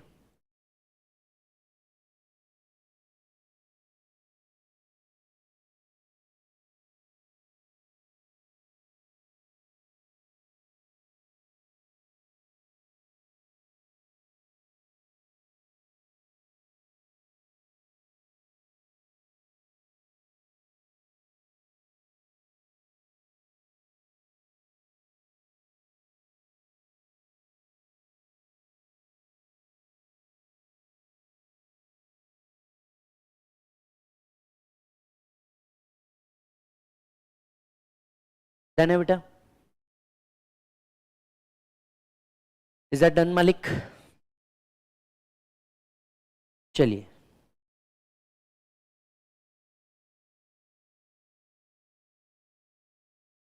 सो here we have completed the problems. And इसके अलावा जैसा कि मैंने आपसे कहा था कि यार हम लोग कुछ और क्वेश्चंस भी लेंगे। कहाँ से लेंगे? कहाँ से लेंगे? तो सर हम लोग क्वेश्चन बैंक निकालेंगे। क्वेश्चन बैंक जो है आप लोगों में से बहुत लोगों के पास होगा और अभी तक हमने ऑर्डर नहीं किया होगा, तो सर प्लीज़ ऑर्डर कर दीजिए, क्योंकि कुछ क्वेश्चंस, यस, कुछ टॉपिक के कुछ क्वेश्चंस हम लोग यहाँ से भी लेंगे क्योंकि बहुत अच्छे हैं क्वेश्चंस, राइट। इसमें हर तरीके के क्वेश्चंस को क्या किया गया? इंक्लूड किया गया है, राइट। तो सबसे पहले एक क्वेश्चन हम लोग ले लेते हैं। Question number 5. This question is based on computation of short-term capital gain. This question is based on computation of short-term capital gain. Now understand, मैं यहाँ पे पूरा क्वेश्चनर आपको नहीं करवाने वाला। क्वेश्चनर के कुछ अच्छे क्वेश्चन या अमेंडमेंट बेस्ड क्वेश्चन जो क्वेश्चनर के अंदर में दिए होंगे मैं वही करवाऊंगा, और वो भी स्पेसिफिक टॉपिक के करवाऊंगा। यस, तो चलिए आइए अंडरस्टैंड करते हैं। C purchased a residential house in July 22 for 10 lakh rupees and made some addition to the house of 2 lakh rupees in August 22. He sold the house in April 23 for 20 lakh rupees. Out of the sale proceeds, he spent 5 lakh to purchase another house in September. Now understand, sale proceeds कितने का है? 20 lakh rupees का। तो sir ये आ गया sale consideration 20 lakhs। अब अगर आप देखेंगे 22 में परचेज किया और 23 में सेल कर दिया, मतलब होल्डिंग पीरियड जो है वो लेस देन 24 मंथ्स है। होल्डिंग पीरियड जो है वो क्या है बेटा? लेस देन 24 मंथ्स है। तो हम यहाँ पे क्या माइनस करेंगे sir? Cost of acquisition and cost of improvement हम लोग यहाँ पे क्या करेंगे? माइनस करेंगे। Yes, cost of acquisition and cost of improvement भी हम लोग क्या करेंगे? माइनस करेंगे। दोनों माइनस करने के बाद आपका शॉर्ट टर्म कैपिटल गेन कितना आ रहा है सर? 8 लाख रुपीस आ रहा है। अब यहाँ पे एक और चीज बोलिए, out of the cell proceed he spend 5 lakh rupees for purchase of another house. अब यहाँ पे आप सोचोगे कि सेक्शन 54 का एग्जाम्पशन मिल जाए। मेरे भाई याद रखना, सेक्शन 54 का एग्जाम्पशन सिर्फ लॉन्ग टर्म कैपिटल गेन से मिलता है, और यहाँ जो आया है ये आया है शॉर्ट टर्म कैपिटल गेन। तो यहाँ पे ये बेनिफिट नहीं मिलने वाला, और इसी के लिए exemption under 54 is available only for long term capital gain. Check कर लीजिए सर एक बार। डन है सर? चलिए नेक्स्ट क्वेश्चन पे हम चलते हैं। क्वेश्चनर का क्वेश्चन नंबर 9। ये जो क्वेश्चन नंबर 9 है ये अगेन बेस्ड है किसके ऊपर सर? 45(1)(a) के ऊपर। ये बेस्ड है 45(1)(a) के ऊपर। तो प्लीज चेक कीजिए. A is an individual carrying on business. His stock and machinery were damaged and destroyed in a fire accident. The value of stock loss is 6,50,000. Certain portion of machinery could be salvaged. The opening WDV of the block is 10,80,000. So opening WDV दी हुई है, right? और कुछ stock damage हुआ उसके बारे में भी बताया है. During the process of safeguarding the machinery and in fire fighting operation, mister a lost his gold chain and diamond ring which he has purchased in April 2005. The market value of these two items is 1,80,000. Mr. A received following from insurance company. अब 45(1) तो आप जानते ही हैं, जब भी fire, typhoon, earthquake, flood, action of enemy, इसके कारण अगर कुछ भी लॉस होता है और आपको इंश्योरेंस कंपनसेशन मिलता है, जिस साल आपको इंश्योरेंस कंपनसेशन मिला उस साल आपको टैक्सेबिलिटी होता है. जितना अमाउंट मिला वो, या फेयर मार्केट वैल्यू जो असेट मिला वो आपके हाथ में क्या होता है, टैक्सेबल होता है. डेप्रिसिएबल असेट के केस में आप क्या माइनस करेंगे सर, डब्ल्यूडीवी माइनस करेंगे. तो अब यहां पे क्या मिला है, सबसे पहले टुवर्ड्स लॉस ऑफ स्टॉक के अगेंस्ट में कोई अमाउंट मिली है. स्टॉक के अगेंस्ट में जो अमाउंट मिली है वो मिली है 4,80,000. अब आप सोच के देखिए, स्टॉक के अगेंस्ट में अगर मेरे को अमाउंट मिली है 4,80,000, स्टॉक तो कैपिटल एसेट नहीं है. अगर स्टॉक कैपिटल एसेट नहीं है तो इसका जो अमाउंट है, क्या ये कैपिटल गेन में जाना चाहिए या पीजीबीपी में जाना चाहिए? सोच समझ के बताइए जरा. एब्सोल्युटली करेक्ट, ये अमाउंट पीजीबीपी में जाना चाहिए. तो स्टॉक के अगेंस्ट में जो कंपनसेशन मिला ये कहां जाएगा, under the head of PGBP. बराबर. नेक्स्ट पॉइंट पे आते हैं, towards damage and destruction of machinery. अब अगर आप देखेंगे damage and destruction of machinery के अगेंस्ट में कितना रुपए मिला बेटा, 6 लाख रुपए. जबकि डब्ल्यूडीवी कितना था बेटा, डब्ल्यूडीवी ऑफ असेट कितना था, देखो the opening WDV of the block was 10,80,000. Assuming कि सिर्फ यही एक असेट उस ब्लॉक के अंदर में है, आपको रिसीव हुआ 6 लाख, डब्ल्यूडीवी था 10,80,000. बताइए प्रॉफिट हो गया या लॉस हो गया? 6 लाख रिसीव हुआ, डब्ल्यूडीवी था 10,80,000, प्रॉफिट हुआ या लॉस हो गया? लॉस हो गया ऑब्वियसली. सो क्या मैं ऐसा कह सकता हूं, that there is a short term capital loss. There is a short term capital loss. कितना बेटा, 6 लाख रिसीव हुआ है, 10,80,000 आपका ब्लॉक था. तो क्या मैं कह सकता हूं 4,80,000 जो है ये एक्सेस हो जाएगा as short term capital loss. Compensation towards the loss of stock, ये कहां टैक्सेबल होगा, this will be taxed under the head of PGBP. Yes or no? This will be taxed under the head of PGBP. Next, gold chain और diamond ring भी मिली. अब gold chain और diamond ring क्या ये capital asset है? Answer is yes, gold chain and diamond ring are capital asset. तो इसके अगेंस्ट में जो हमारे को अमाउंट मिलेगी, don't you think it is liable to capital gain? तो compensation towards the loss of gold chain and diamond ring, gold chain and diamond ring are considered as capital asset, and therefore it will be chargeable to capital gain tax after reducing indexed cost of acquisition of jewelry, index cost of acquisition of jewelry from the insurance compensation, getting the point? चलिए check कर लो एक बार.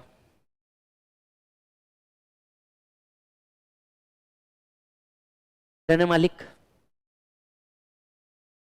हाँ, तो हम लोगों ने regular से कुछ क्वेश्चन सॉल्व किए, कुछ क्वेश्चन क्वेश्चनर से उठा करके सॉल्व करे जा रहे हैं. आइए नेक्स्ट क्वेश्चन क्वेश्चनर के अंदर में लेकर के चलते हैं आपको. Question number 14. अब ये एक थ्योरी क्वेश्चन है जो सेक्शन 47 पे बेस्ड है. हमने एक भी क्वेश्चन 47 पे नहीं लिया था, तो चलो 47 के साथ एक क्वेश्चन लेते हैं, क्योंकि उसके ऊपर थियरी क्वेश्चन आने के चांसेस है. तो इसको समझते हैं कि किस तरीके के ये आ सकते हैं. Abhishek is a senior citizen, mortgaged his residential house with a bank under the notified reverse mortgage scheme. He was getting loan from the bank in monthly installment. Abhishek did not pay the loan on maturity and hence gave the possession of the house to bank to discharge his loan. How will be the treatment of long term capital gain on such reverse mortgage transaction?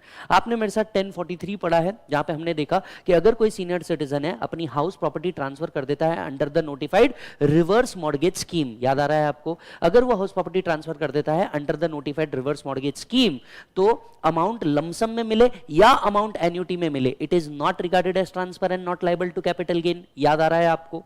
Further more, further more आपको याद दिला दूं, जो house property transfer होती है it is also not regarded as transfer and not liable to capital gain. तो answer में 3 part बनेंगे, पहला 1043 का मेंशन होगा, दूसरा 47 का मेंशन होगा और तीसरा मेंशन होगा कि इस पूरे ट्रांजैक्शन पे कैपिटल गेन टैक्स आने ही नहीं वाला। Yes, so section 47 sub section याद नहीं रखोगे तो भी चलेगा, provides that any transfer of capital asset in the transaction of reverse mortgage scheme shall not be considered as transferred for the purpose of capital gain. Yes, so therefore no capital gain will be charged. Further, as per section 1043 provides that amount received by senior citizen as a loan either in lump sum or in installment would be exempt from the income tax. Yes, therefore monthly installment received by Mr. Abhishek would not be taxable. However, capital gain tax liability would be attracted at the stage of alienation of mortgage property by bank for the purpose of recovering the loan. For the purpose of recovering the loan. Is that done? तो ये था आपका reverse mortgage के ऊपर based एक question. चलिए next question करते हैं, क्वेश्चन नंबर 15 स्लम सेल के ऊपर। आप एक बात को तो सर जरूर अप्रिशिएट करेंगे कि हम लोग ऑलमोस्ट कैपिटल गेन के हर एक ट्रांजैक्शन के ऊपर हम लोग एक क्वेश्चन तो भी ले रहे हैं, या तो हमने उसको सॉल्व किया है या तो हम उसको क्वेश्चनर बैंक से देख रहे हैं, ताकि क्या हो इस फास्ट ट्रैक के साथ साथ आपकी बहुत ज्यादा प्रैक्टिस होती जाए। यस और नो, फास्ट ट्रैक के साथ साथ आपकी क्या होती जाए, बहुत ज्यादा प्रैक्टिस होती जाए। Now I give you the time, सबसे पहले इस क्वेश्चन को अच्छे से रीड करो, रीड दिस क्वेश्चन थरोली, क्योंकि स्लम सेल के ऊपर बहुत सारे क्वेश्चन आते हैं और आज तक जितने भी क्वेश्चन आए हैं सब इसी टाइप के हैं।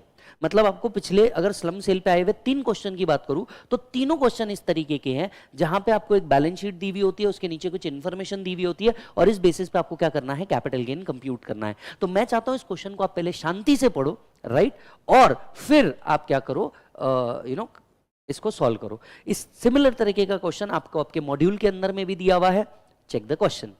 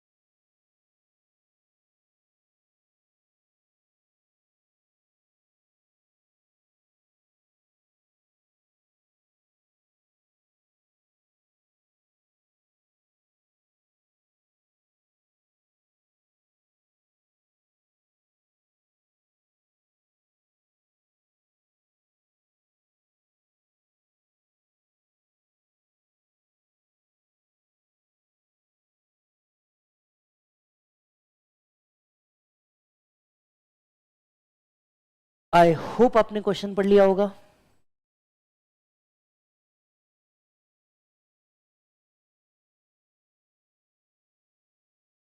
क्वेश्चन को अगर आप ध्यान से देखेंगे, सिमरन प्रोप्राइटर है, 2 यूनिट है।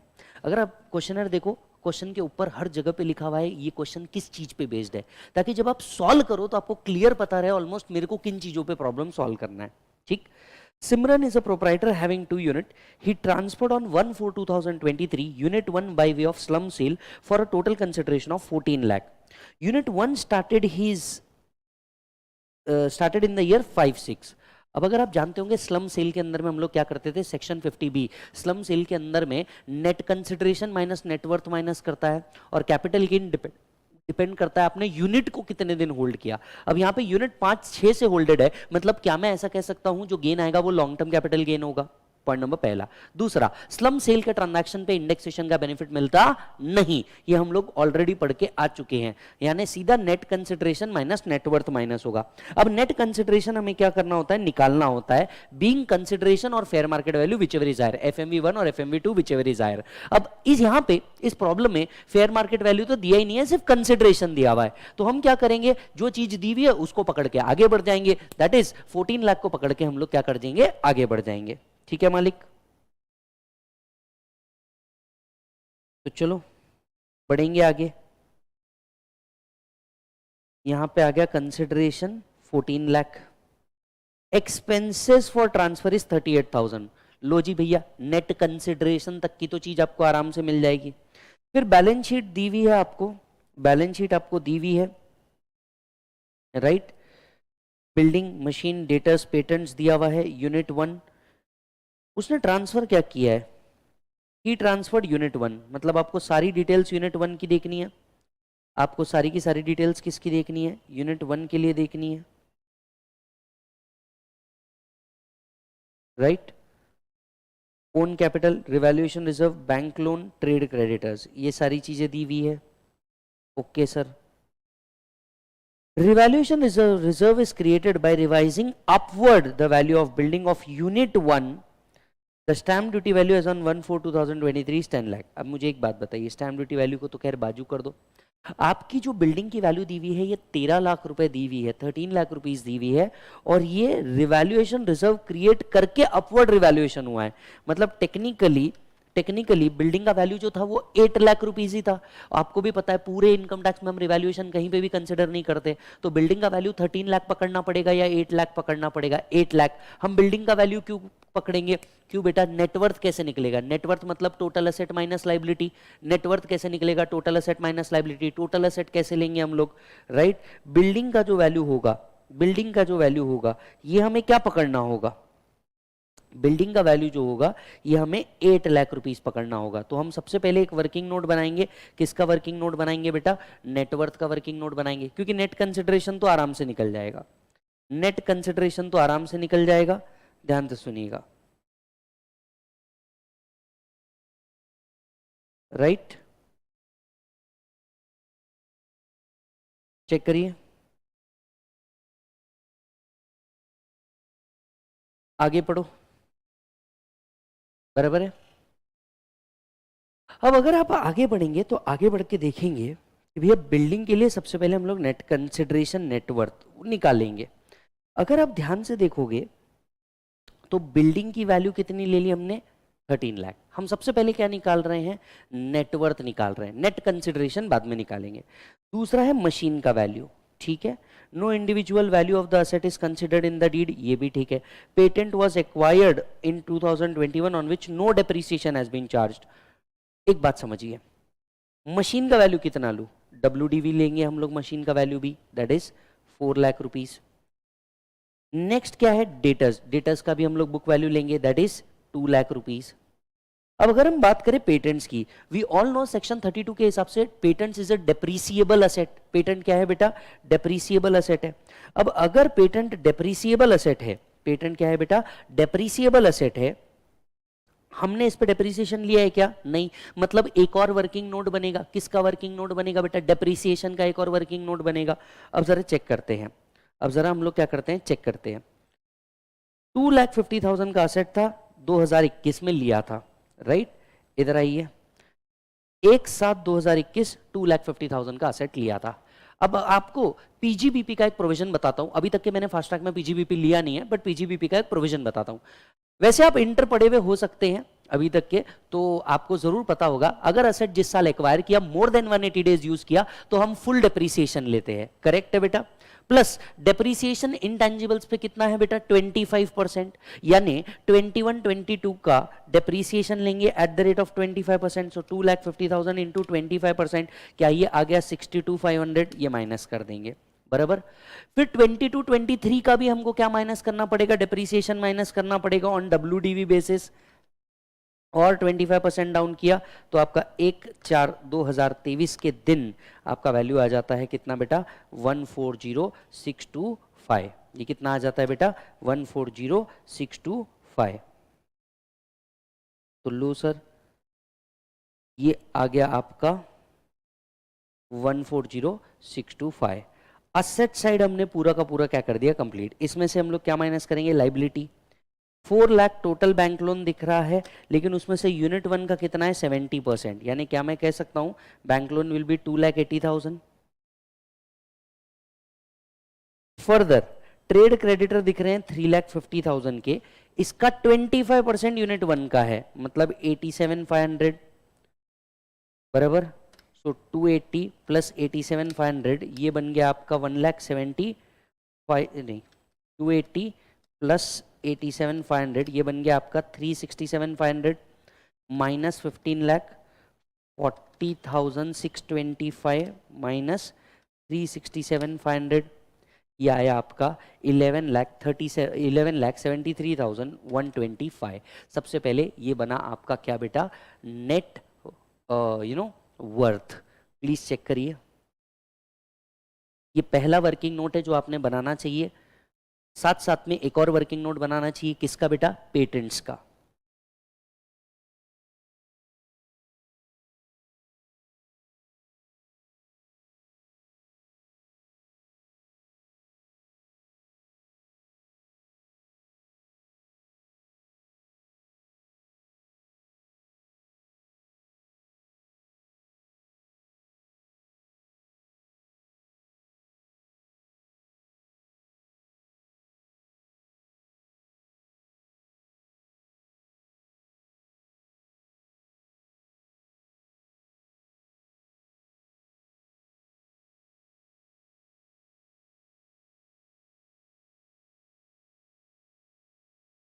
डन। चलिए अब बढ़ेंगे आगे। अब हमें क्या निकालना होगा, नेट कंसिडरेशन निकालना होगा। नेट कंसिडरेशन में अगर आप देखेंगे तो हमें क्या निकालना पड़ता है, FMV1 और FMV2 which ever is higher, बराबर है कि नहीं, FMV1 और FMV2 which ever is higher. अब FMV1 और FMV2 की अगर मैं बात करूं, ठीक है, ध्यान से देखिएगा, FMV1 मतलब क्या होता है, A plus B plus C plus D plus A plus B plus C plus D minus L, and FMV2 क्या होता है, जो एक्चुअल कंसिडरेशन मिला वो। अब अगर मैं FMV2 की बात करूं तो एक्चुअल कंसिडरेशन कितना आएगा बेटा, 14 लाख रुपीस, यस। और FMV1 हमें निकालना होगा। अब FMV1 क्या निकालेंगे, सबसे पहले ए मतलब क्या लेते हैं हम लोग, जरा सोच करके देखो, ए मतलब stamp duty value of building लेते हैं। अब यहां पे अगर आप देखोगे stamp duty value of building दी हुई है, आपको क्या दिया हुआ है बेटा, stamp duty value of building दिया हुआ है। अच्छा एक मिनट, यहाँ पे डेट का गड़बड़ हुआ है, यहाँ पे 31 मार्च 2024 कर लीजिए, यहाँ पे 31 मार्च 2024 कर लीजिए, राइट, हाँ जी। अब बिल्डिंग दिया है, बिल्डिंग का स्टैम्प ड्यूटी वैल्यू दिया है 10 लाख रुपीस, तो सबसे पहले आप क्या लोगे, बिल्डिंग का स्टैम्प ड्यूटी वैल्यू। मशीनरी का जो एक्चुअल वैल्यू है आपका, राइट, बुक में जो रिकॉर्ड किया हुआ, डेटर्स का बुक में जो रिकॉर्ड किया हुआ, पेटेंट का जो बुक में रिकॉर्ड किया हुआ, वो वैल्यू आप देंगे, वो वैल्यू आप देंगे, राइट।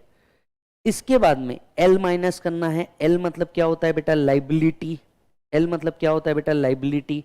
अब अगर आप देखोगे आपका लाइबिलिटी में से क्या क्या माइनस करना है, आपकी टोटल लाइबिलिटी थी 29,50,000। इस लाइबिलिटी में से आप क्या माइनस करते हो, सबसे पहले तो आप माइनस करोगे आपका टोटल लाइबिलिटी। टोटल लाइबिलिटी में से आप प्रोपोर्शनेट लाइबिलिटी जो यहां की नहीं है वो माइनस करोगे, दैट इज 4 लाख इंटू 30%, क्योंकि वो यहां की नहीं है, बराबर। इसमें से ट्रेड क्रेडिटर वाली लाइबिलिटी भी आप क्या करोगे, माइनस कर दोगे।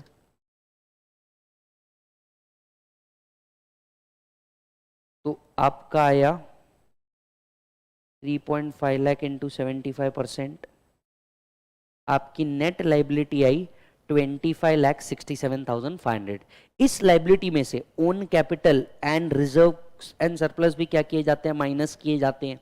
तो सबसे पहले हमने लाइबिलिटी निकाली with respect to unit 1, liability निकाली विथ रिस्पेक्ट टू यूनिट 1। इस लाइबिलिटी में से हमने क्या किया, हम लोगों ने ओन कैपिटल और रिजर्व्स भी माइनस कर दिए, क्योंकि यही चीज हमें करनी होती है A plus B plus C plus D minus L में। तो आपकी नेट लाइबिलिटी बची 3,67,500। तो चलिए मैं आपको याद दिलाता हूं, नेट कंसिडरेशन वापस से सुनो। स्लम सेल क्या करता है, नेट कंसिडरेशन माइनस नेटवर्थ। हमने सबसे पहला वर्किंग नोट बनाया नेटवर्थ का। नेटवर्थ लेते टाइम हमने रिवैल्यूएशन को बाजू किया, बिल्डिंग आया 8 lakh rupees, machinery debtors book value पे उठाया हम लोगों ने, WDV पे। पेटेंट्स डेप्रीसिएबल एसेट था और इस पर डेप्रीसिएशन नहीं था, तो PGBP का रेट निकाला। PGBP का रेट कितना था, इंटेंजिबल्स पे 25%, असेट 180 दिन से ज्यादा यूज हुए तो फुल डेप्रीसिएशन के हिसाब से 2 साल के डेप्रीसिएशन ले लिया हमने, यस और नो। चलिए इसके बाद हमारा नेटवर्थ क्लियर हो गया। नेटवर्थ के बाद हमें चाहिए था नेट कंसिडरेशन। अब नेट कंसिडरेशन कैसे निकालता है, FMV1 या FMV2 whichever is higher. FMV2 मतलब एक्चुअल कंसिडरेशन होता है, तो FMV2 मतलब 14 लाख जो एक्चुअल कंसिडरेशन था प्रॉब्लम में दिया था। FMV1 कैलकुलेट किया जा सकता है क्या, जी हाँ कैलकुलेट किया जा सकता है। FMV1 कैसे कैलकुलेट करते, A plus B plus C plus D minus L, in short assets minus liability.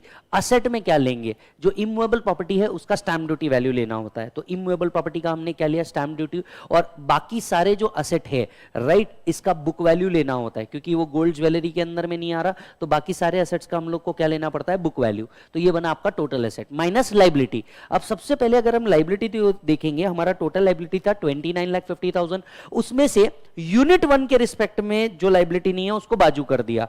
अगर आप देखेंगे बैंक लोन का 30% यूनिट 1 से रिलेटेड नहीं है, ट्रेड क्रेडिटर्स का 75% यूनिट 1 से रिलेटेड नहीं है, तो सबसे पहले क्या किया हम लोगों ने, सबसे पहले वो माइनस किया, यानी हमने सिर्फ वो लाइबिलिटी रखी जो यूनिट 1 से रिलेटेड थी, हमने सिर्फ वो लाइबिलिटी रखी जो यूनिट 1 से रिलेटेड थी। अब जब आप लाइबिलिटी निकालते हो इसमें से रिजर्व्स एंड कैपिटल भी माइनस कर देते हो, तो ये आपने रिजर्व्स एंड कैपिटल भी क्या कर दिया, माइनस कर दिया, तो आपकी लाइबिलिटी बची और ये निकला आपका FMV1। As we all know net consideration हम क्या पकड़ते हैं, FMV1 और FMV2 विचएवर इज हायर। तो चलिए अब कैपिटल गेन कंप्यूटेशन का एक और वर्किंग नोट बनेगा, कैपिटल गेन कंप्यूटेशन का एक और वर्किंग नोट बनेगा। सबसे पहले फुल वैल्यू ऑफ कंसिडरेशन लेंगे 14,82,500, इसमें से क्या माइनस कर देंगे, expenses on transfer, so 14,82,500 minus 38,000, ये आया आपका 14,44,500, ये आया आपका 14,44,500। इसमें से आपने नेटवर्थ निकाली हुई है 1173,125, तो ये आया 2,71,375। एंड ये क्या बनेगा बेटा आपका लॉन्ग टर्म कैपिटल गेन, क्योंकि यूनिट 36 मंथ से ज्यादा आपने क्या किया है, होल्ड किया है। Check this, a very fantastic problem on this concept, एक बार पूरा का पूरा चेक कर लीजिए।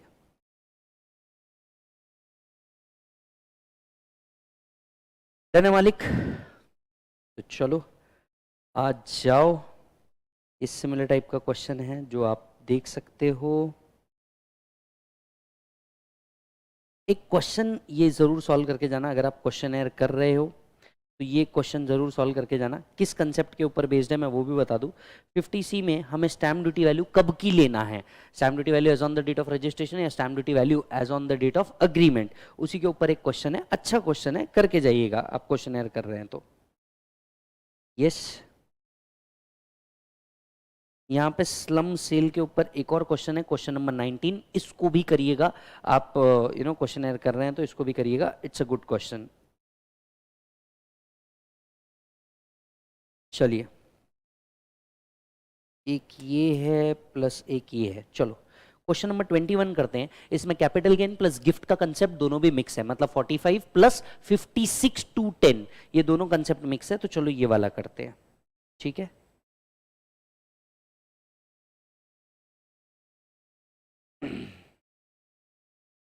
चेक करिए, Kala purchased a residential flat from her friend Bala at 10 lakh rupees in the city of Jaipur on 3rd October. The value determined by stamp value authority for the purpose is 15 lakh. अब ध्यान से सुनिए, stamp value कितनी है 15 लाख, जबकि consideration कितना था 10 लाख, ठीक है। Bala has purchase the flat on 1st January 2021 at the cost of 3.5 lakh. Kala sold the flat for 20 lakh on 30th March 2024. Determine the effect of above transaction on the assessment of Bala and Kala. अब यहाँ पे दोनों चीज लिखी हुई है, देखिए दोनों एस्पेक्ट्स कवर किए हुए। सबसे पहले काला ने किससे परचेज किया, बाला, मतलब बाला के ऊपर कैपिटल गेन टैक्स आएगा, राइट। तो अगर मैं सीधे सीधे सिर्फ बाला की बात करूं, सबसे पहले बाला ने क्या किया है, प्रॉपर्टी सेल की है। स्टैम्प ड्यूटी वैल्यू कितनी है 15 लाख, जबकि कंसिडरेशन कितना था 10 lakhs, तो 10 plus 10%, right. Stamp duty value will be full value of consideration, तो फुल वैल्यू ऑफ कंसिडरेशन बाला के लिए कितना माना जाएगा 15 लाख रुपीस, यस। अब इसने 2021 के अंदर में परचेज किया था, राइट, 2021 के अंदर में परचेज किया था, वो भी जनवरी में, और कब सेल कर दिया कब सेल कर दिया सर? अक्टूबर 23 में। तो 22 23 चेक करो। ओके एक माइनर सा करेक्शन है प्रॉब्लम के अंदर में। प्रॉब्लम में यहाँ पे जनवरी 22 होना चाहिए, नीचे भी डेट यहाँ पे 22 लिखी हुई है। मेरे को तभी क्लिक हुआ कि यहाँ पे एक छोटा सा अमेंडमेंट रह गया है। चलिए तो भैया फ्लैट कब परचेज किया हुआ है? फ्लैट बाला ने परचेज किया हुआ है 1 जनवरी 2022। 2022 में परचेज किया और 2023 में उसने क्या कर दिया? सेल कर दिया। 2 इयर्स कंप्लीट नहीं हुए, मतलब क्या माइनस करेंगे? कॉस्ट। कॉस्ट कितनी थी बेटा? 3.50 लाख। तो ये आ गया बेटा 3.50 लाख। तो यहाँ पे आपका 15 lakh minus 3,50,000 11,50,000 short term capital gain आया बाला को। अब काला को जो मिला है, अब देखिए 56/10 क्या कहता है? 56/10 कहता है अगर sale that is stamp duty value minus consideration exceed कर जाता है 50,000 से, तो आपको क्या करना पड़ता है? स्टैम्प ड्यूटी वैल्यू को full value of consideration consider करना पड़ता है। And the whole difference get taxable in the hands of what बेटा? Receiver. The whole difference get taxed in the hands of what बेटा? रिसीवर। तो अगर आप ध्यान से देखेंगे 56/10 में आपका स्टैम्प ड्यूटी वैल्यू कितना है बेटा? आपका स्टैम्प ड्यूटी वैल्यू है 15 लाख रुपीस। आपका कंसिडरेशन कितना है? 10 लाख, राइट? तो आपका 5 लाख रुपीस 56/10 में क्या हो जाएगा? टैक्सेबल हो जाएगा।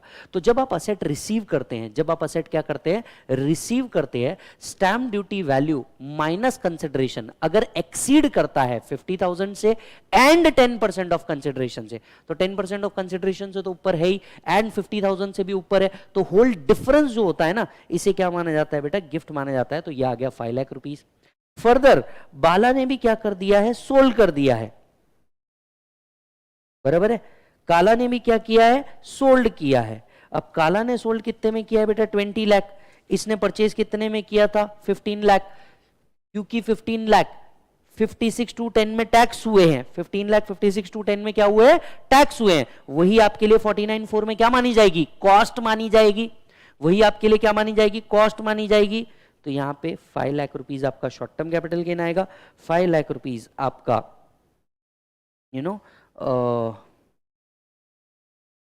IFOS माना जाएगा, और 10 लाख रुपीज आपकी टोटल इनकम बनेगी। चेक।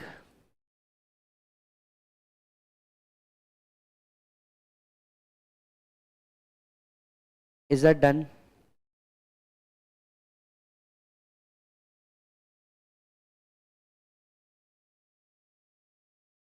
सेक्शन 24 पे आइए।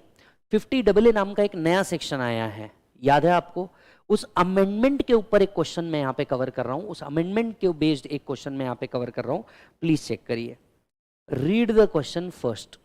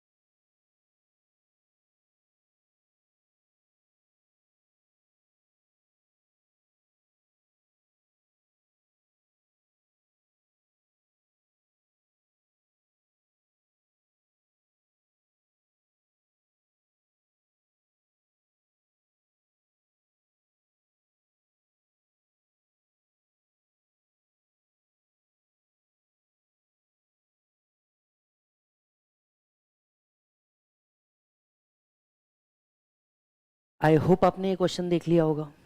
अभी क्वेश्चन अमेंडमेंट पे बेस्ड है 50AA। चलिए 50AA एक बार वापस से रिकॉल करवा देता हूँ। 50AA कब एप्लीकेबल है? जब कोई स्पेसिफाइड म्यूचुअल फंड को सेल करता है या इक्विटी लिंक्ड डिबेंचर को क्या करता है? सेल करता है। इस पे आने वाला गेन हमेशा क्या होगा? शॉर्ट टर्म कैपिटल गेन होगा। फर्दर मैं आपको एक और बात याद दिला देता हूं। स्पेसिफाइड म्यूचुअल फंड का मतलब क्या होता है? यहां पे एक और चीज रिकॉल करने लायक है। स्पेसिफाइड म्यूचुअल फंड का मतलब होता है ऐसा म्यूचुअल फंड जिसका not more than 35% is invested in equity share and it is acquired after 1/4/2023। तो अगर मैं वापस से सब चीज को सम अप करूं, 1/4/2023 के बाद अगर specified mutual fund where not more than 35% is invested in equity या इक्विटी लिंक्ड डिबेंचर्स आप क्या करते हैं, परचेज करते हैं, तो आपके ऊपर 50AA एप्लीकेबल है। फुल वैल्यू ऑफ कंसिडरेशन क्या माना जाएगा, जो भी एसेट का फेयर मार्केट वैल्यू रहेगा ये आपका फुल वैल्यू ऑफ कंसिडरेशन होगा, that is actual consideration. Yes, और जो गेन आएगा ये कौन सा गेन माना जाएगा सर, ये गेन को माना जाएगा शॉर्ट टर्म कैपिटल गेन। तो आइए जरा देखते हैं, X Y G A B C are resident individual and they transfer the following. X Y Z A B C सबकी डिटेल दी हुई है। एक्स वाई ने डेट ऑफ एक्विजिशन क्या है जरा देखिएगा, डेट ऑफ एक्विजिशन है प्रायर टू 2024। अब प्रायर टू 2024 है मतलब 50AA तो लगने नहीं वाला। अब 50AA नहीं लगेगा पर हो सकता है कोई और सेक्शन लगे, थोड़ा सा दिमाग लगाइए कौन सा सेक्शन लग सकता है। अगर ये यूनिट्स ऑफ म्यूचुअल फंड है राइट, तो आपका 112A तो लग ही सकता है, 112A तो लग ही सकता है। तो अगर आप नीचे देखेंगे whether 50AA is applicable, the answer is no. क्यों, क्योंकि ये 1/4/2023 से पहले के है। पर क्या 112 आपके ऊपर एप्लीकेबल हो सकता है, 112A आपके ऊपर एप्लीकेबल हो सकता है। अब देखिए यहां पे क्या नहीं दिया हुआ है, ध्यान से सुनिए, यहां पे क्या नहीं दिया हुआ है बेटा, यहां पे ये नहीं दिया हुआ है कि आपका जो एसटीटी है उसकी डिटेल्स यहाँ पे आपको दी हुई नहीं है, तो इसी के लिए आपका 112 लगाया गया है, 112A नहीं लगाया गया है, बराबर है। अब अगर आप देखेंगे फुल वैल्यू ऑफ कंसिडरेशन कितना, आपने कितने में सेल किया, sale proceeds 26 lakh 28 lakh right, क्या 112 लग रहा है, मतलब इंडेक्स्ड कॉस्ट ऑफ एक्विजिशन भी हो सकता है, answer is yes, indexed cost of acquisition हो सकता है राइट। अब इंडेक्स्ड कॉस्ट ऑफ एक्विजिशन कितना इन्वेस्ट किया था, 11 lakh and 14 lakh rupees invest किया था, 11 lakh and 14 lakh rupees invest किया गया था। कब किया गया था, 22-23 में किया गया था, 22-23 में किया गया था राइट, चेक करिए।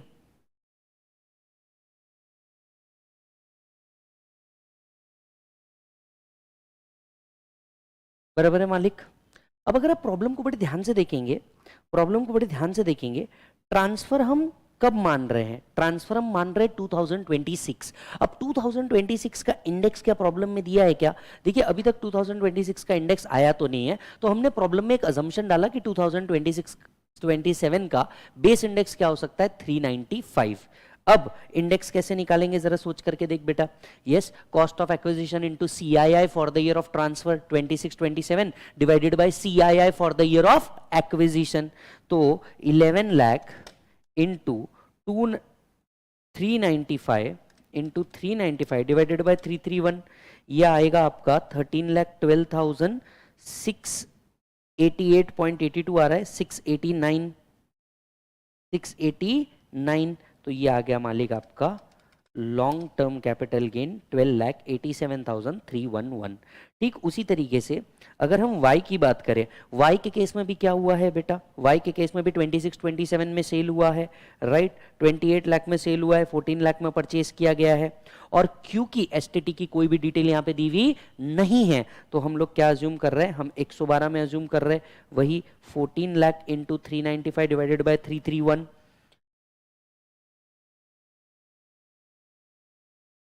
ये आया बेटा 16,70,695,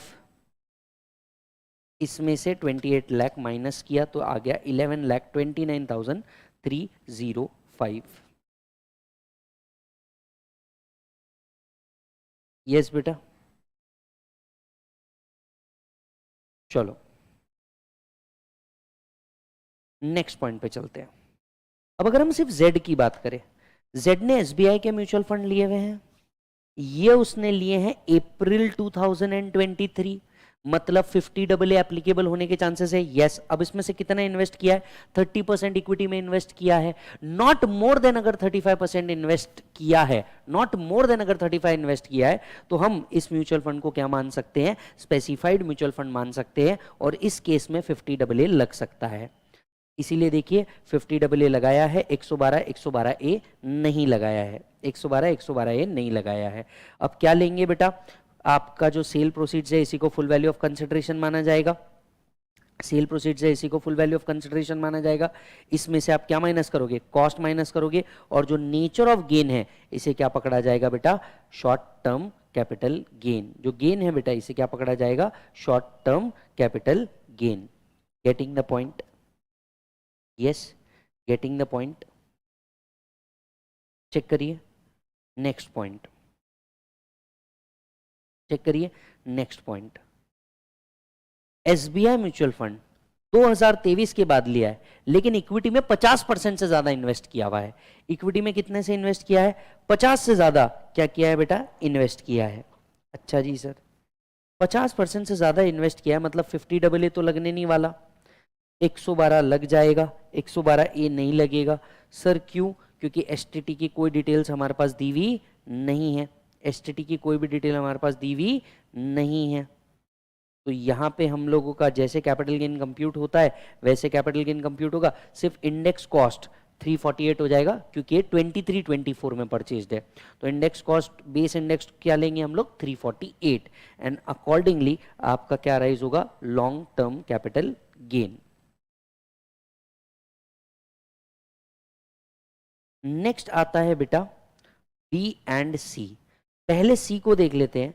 सी के केस में आपने डिबेंचर परचेज किया हुआ है, सिंस आपने डिबेंचर परचेज किया हुआ है, राइट, और आपका जो डेट ऑफ एक्विजिशन है आपने डिबेंचर परचेज किया हुआ है, राइट। डिबेंचर के केस में जो आपका डेट ऑफ एक्विजिशन है इसको फोकस कीजिए, ट्रांसफर को फोकस कीजिए, आपका शॉर्ट टर्म कैपिटल गेन आएगा। Debenture is equity linked debenture, debenture is equity linked debenture, check it out, short term capital gain. Yes मालिक। अब अगर आप ध्यान से देखेंगे यहां पे डिबेंचर है, अब देखिए जो डेट है 1/4/2023, ये किसके लिए है, स्पेसिफाइड म्यूचुअल फंड के लिए है। ये किसके लिए है, स्पेसिफाइड म्यूचुअल फंड के लिए है, डिबेंचर के लिए कोई डेट नहीं है। तो जब आप डिबेंचर देखेंगे, debenture even though acquired before 2023, इसके ऊपर आप 50 AA लगा सकते हो। तो यहां पे आप क्या करोगे, देखिए 50 AA अप्लाई करोगे। इस केस में जितना फुल वैल्यू ऑफ कंसिडरेशन आया 28 लाख रुपीज लोगे, इसमें से क्या माइनस करोगे सर, कॉस्ट, क्योंकि डिबेंचर पे इंडेक्सेशन का बेनिफिट मिलता नहीं, तो इसके लिए भी गेन क्या आ जाएगा, शॉर्ट टर्म। तो अगर इस पूरे प्रॉब्लम को ध्यान से देखें, पूरे प्रॉब्लम को अगर हम ध्यान से देखें, प्लीज एक बार फोकस करें। पूरे प्रॉब्लम को मैं फिर से एक बार बता रहा हूं, और अभी हमारा बी वाला पॉइंट बाकी है, बी वाला पॉइंट बाकी है। तो बी वाले को स्टार मार्क करेंगे हम लोग, सी वाले को स्टार मार्क करेंगे, जेड वाले को स्टार मार्क करेंगे। ये 3 पॉइंट बहुत इंपॉर्टेंट है अमेंडमेंट बेस्ड। अब ध्यान से सुनिए, 50 AA नाम का कंसेप्ट आया है, किस साल से आया है, इसी साल से आया है। 50 AA को मैं अगर पूरा का पूरा रिपीट करने जाऊं, 50 AA के अंदर में क्या क्या कवर है, 50 AA के अंदर में कवर्ड है, अगर आप क्या करते हैं, सेल करते हैं, right, specified mutual fund after 1/4/2023। Specified mutual fund का मीनिंग क्या होगा, जहां पे investment in equity does not exceed, बोलो बेटा, 35%। Investment in equity does not exceed 35%, yes और नो। दूसरा, आप क्या करते हैं बेटा, मार्केट लिंक्ड डिबेंचर ट्रांसफर करते हैं। आप क्या करते हैं बेटा, मार्केट लिंक्ड डिबेंचर ट्रांसफर करते हैं। जब आप मार्केट लिंक्ड डिबेंचर ट्रांसफर करते हैं, राइट, जब आप क्या करते हैं, मार्केट लिंक्ड डिबेंचर ट्रांसफर करते हैं, तो यहां पे आप 50 AA क्या कर सकते हैं, डायरेक्टली अप्लाई कर सकते हैं। इसके अंदर में फुल वैल्यू ऑफ कंसिडरेशन क्या माना जाता है, what ever is the amount received. Nature of gain हमेशा क्या माना जाएगा, शॉर्ट टर्म कैपिटल गेन। अब अगर हम प्रॉब्लम को वापस से ध्यान से देखेंगे, एसबीआई के जो म्यूचुअल फंड थे ये 1/4/2023 के बाद लिए, जिसका इक्विटी इन्वेस्टमेंट 35% से कम है। अगर इक्विटी इन्वेस्टमेंट 35% से कम है, दोनों कंडीशन सेटिस्फाई हो रही है, तो आपका फुल वैल्यू ऑफ कंसिडरेशन क्या माना जाएगा, जेड के कॉलम में देखिए अमाउंट रिसीव्ड। इसमें से आप क्या माइनस करेंगे sir, cost of acquisition minus करेंगे, क्योंकि इंडेक्सेशन का बेनिफिट नहीं मिलने वाला, and the nature of gain क्या बन जाएगा, सीधा सीधा 7 लाख रुपीज बन जाएगा। And the nature of gain क्या बन जाएगा, सीधा सीधा 7 लाख रुपीज बन जाएगा। यहां तक के सभी को क्लियर है, हाँ या ना, ठीक है। दूसरा पॉइंट, मार्केट लिंक्ड डिबेंचर। अगर तुम सी देखोगे तो यहां पे name of the equity linked debenture आपको दिख रहा है। अब इक्विटी लिंक्ड डिबेंचर के लिए ऐसी कोई डेट दी हुई नहीं है, अगर आप बैरक पढ़ेंगे तो उसमें ऐसी कोई स्पेसिफिक डेट दी हुई नहीं है। तो आप यहां पे सी के केस में डायरेक्टली 50AA अप्लाई कर सकते हैं। 50AA में नेचर ऑफ गेन क्या आने वाला है, short term. Yes, further more debenture के ऊपर क्या नहीं मिलता, इंडेक्सेशन का बेनिफिट नहीं मिलता as per the fourth proviso to section 48। तो अगर आप देखेंगे सेक्शन 20 50AA के हिसाब से फुल वैल्यू ऑफ कंसिडरेशन आया 28 lakh rupees. Yes, cost of acquisition हमने माइनस किया 23 लाख रुपीस, यहां आ गया 5 lakh rupees as short term capital gain. Z और सी वाला कंसेप्ट बहुत अच्छे से समझ में आया, ठीक है। अब इधर देखेंगे हम एक्स और वाई के केस में। अब देखो बेटा, एक्स, वाई और बी तीनों भी अलग अलग केसेस है, पर इसके लिए आपको बहुत डीप अंडरस्टैंडिंग की जरूरत है, प्लीज समझना।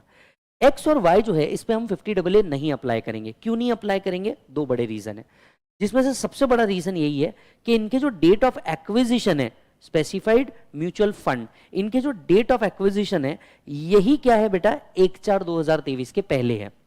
फर्दर मोर यहां पे तो इन्वेस्टमेंट भी मोर देन 50% है, तो ए में और बी में क्या नहीं एप्लीकेबल हो रहा सर, ए और बी में आपका 50AA एप्लीकेबल नहीं हो रहा।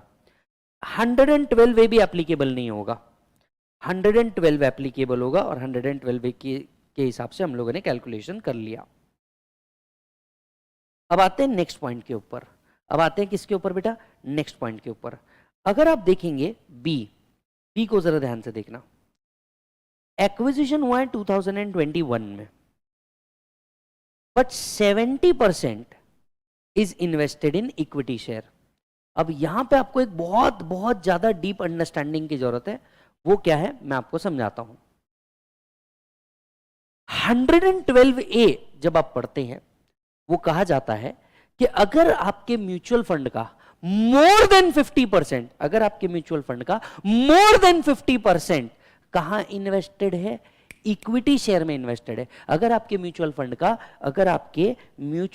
का मोर देन जो म्यूचुअल फंड का इन्वेस्टमेंट है ये मोर देन 50% है, कहां बेटा, इक्विटी शेयर में, तो इसको इक्विटी ओरिएंटेड फंड का नाम दे दिया जाता है। इसे क्या नाम दे दिया जाता है, इक्विटी ओरिएंटेड फंड का नाम दे दिया जाता है। अब यहीं पे देखो ए का और बी का इन्वेस्टमेंट बराबर है। ए ने जो इन्वेस्टमेंट किया है 1/4/2023 को किया, सॉरी 10/4/2023 को किया है, बट इसका इन्वेस्टमेंट जो है ये मोर देन 35% है, मतलब 50AA में तो आने से रहा, ये 112 में भी नहीं जाएगा। 112 में क्या होना था बेटा, इक्विटी ओरिएंटेड फंड होना चाहिए था, या यूनिट्स ऑफ बिजनेस ट्रस्ट होना चाहिए था, या लिस्टेड इक्विटी शेयर होने चाहिए थे, या फिर आपका यूलिप होना चाहिए था। तो 112A में भी नहीं जाएगा, 50AA में भी नहीं जाएगा, ये कहां बैठेगा, 112 में बैठेगा। तो जहां आपका 112A एप्लीकेबल नहीं है, 112 तो एप्लीकेबल होगा, इसलिए ए के केस में हम लोगों ने क्या निकाला बेटा, 112 के हिसाब से निकाला। अब यही अगर हम जाएं बी वाले सिचुएशन में, बी वाले सिचुएशन को अगर आप देखेंगे, परचेज 2024 से पहले है, मतलब 50AA तो डेफिनेटली नहीं आ रहा। दूसरा, इन्वेस्टमेंट इन इक्विटी भी 35% से ऊपर है, मतलब आपका 50AA तो डेफिनेटली नहीं आ रहा। अब दो सवाल बचते हैं, या तो 112 आएगा या तो 112A आएगा। अब 112A आने के लिए क्या चाहिए था, अगर आपका म्यूचुअल फंड में इन्वेस्टमेंट मोर देन 50% है, तो उसे क्या मान लिया जाता है, इक्विटी ओरिएंटेड फंड मान लिया जाता है। और इक्विटी ओरिएंटेड फंड किसके अंदर में आता है बेटा, 112A के अंदर में आता है। इसी के लिए अगर आप देखेंगे बी को हमने ना किसके अंदर में रखा, 50AA के अंदर में रखा, ना हमने बी को 112 के अंदर में रखा, हम सीधा बी को लेकर के आए 112A के अंदर में, और इसका पूरा कैलकुलेशन 112A के हिसाब से किया। Are you getting the point? So it is a fantastic problem, ध्यान से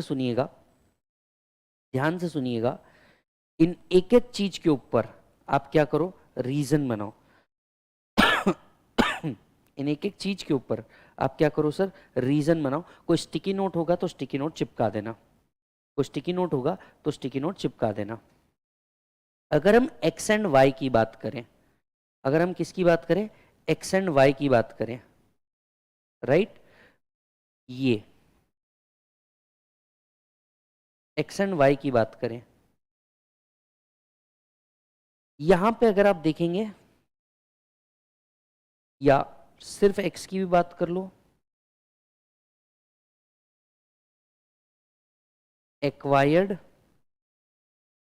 prior to 1/4/2023, hence 50 AA not apply.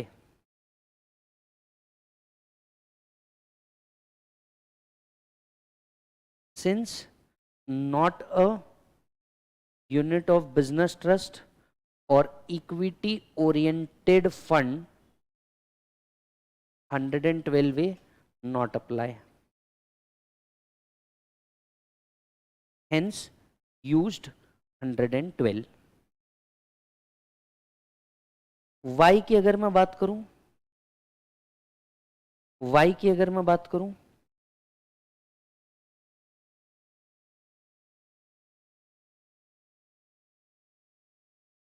acquired after 1/4/2023 and 50 and more than 35% is invested in equity, 50 AA not apply.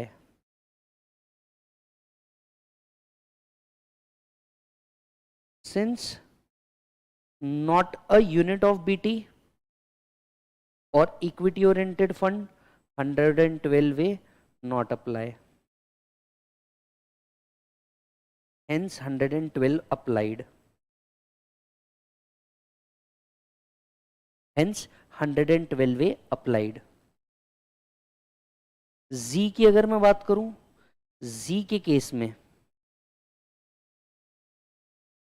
acquired after 1/4/2023 and holds less than 35% in equity,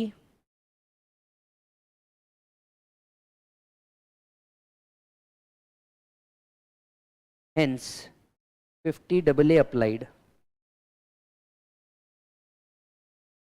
A की अगर मैं बात करूं,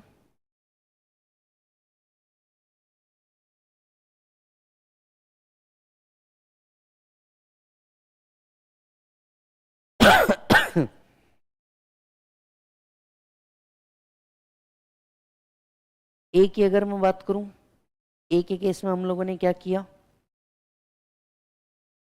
ए का case देखिए 2023 की बात था, पर मोर देन 35% इन्वेस्टेड था.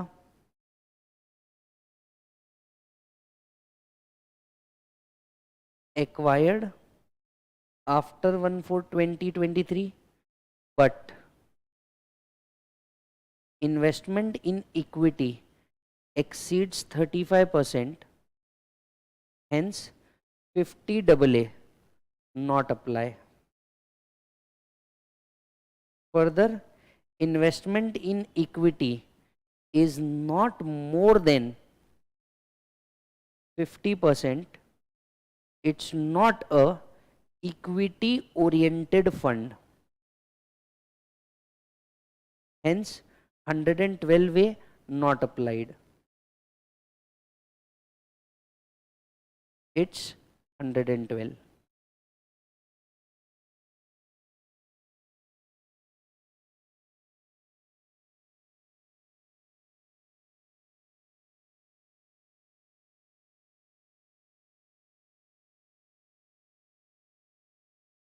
बराबर.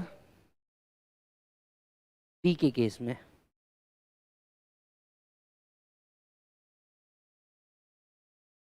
बी के केस में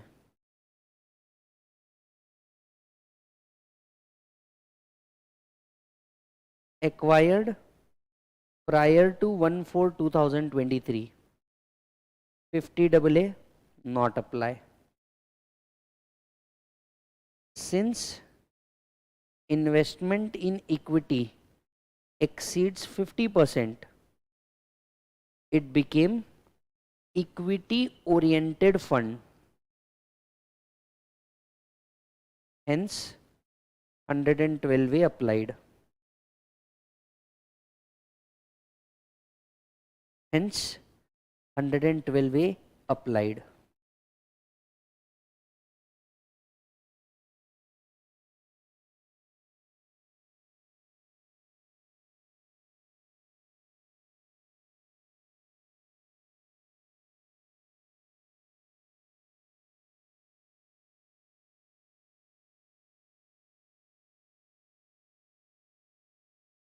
राइट। एंड आखिरी की अगर बात करें हम, C is a debenture, C is a debenture, 50AA can be applied.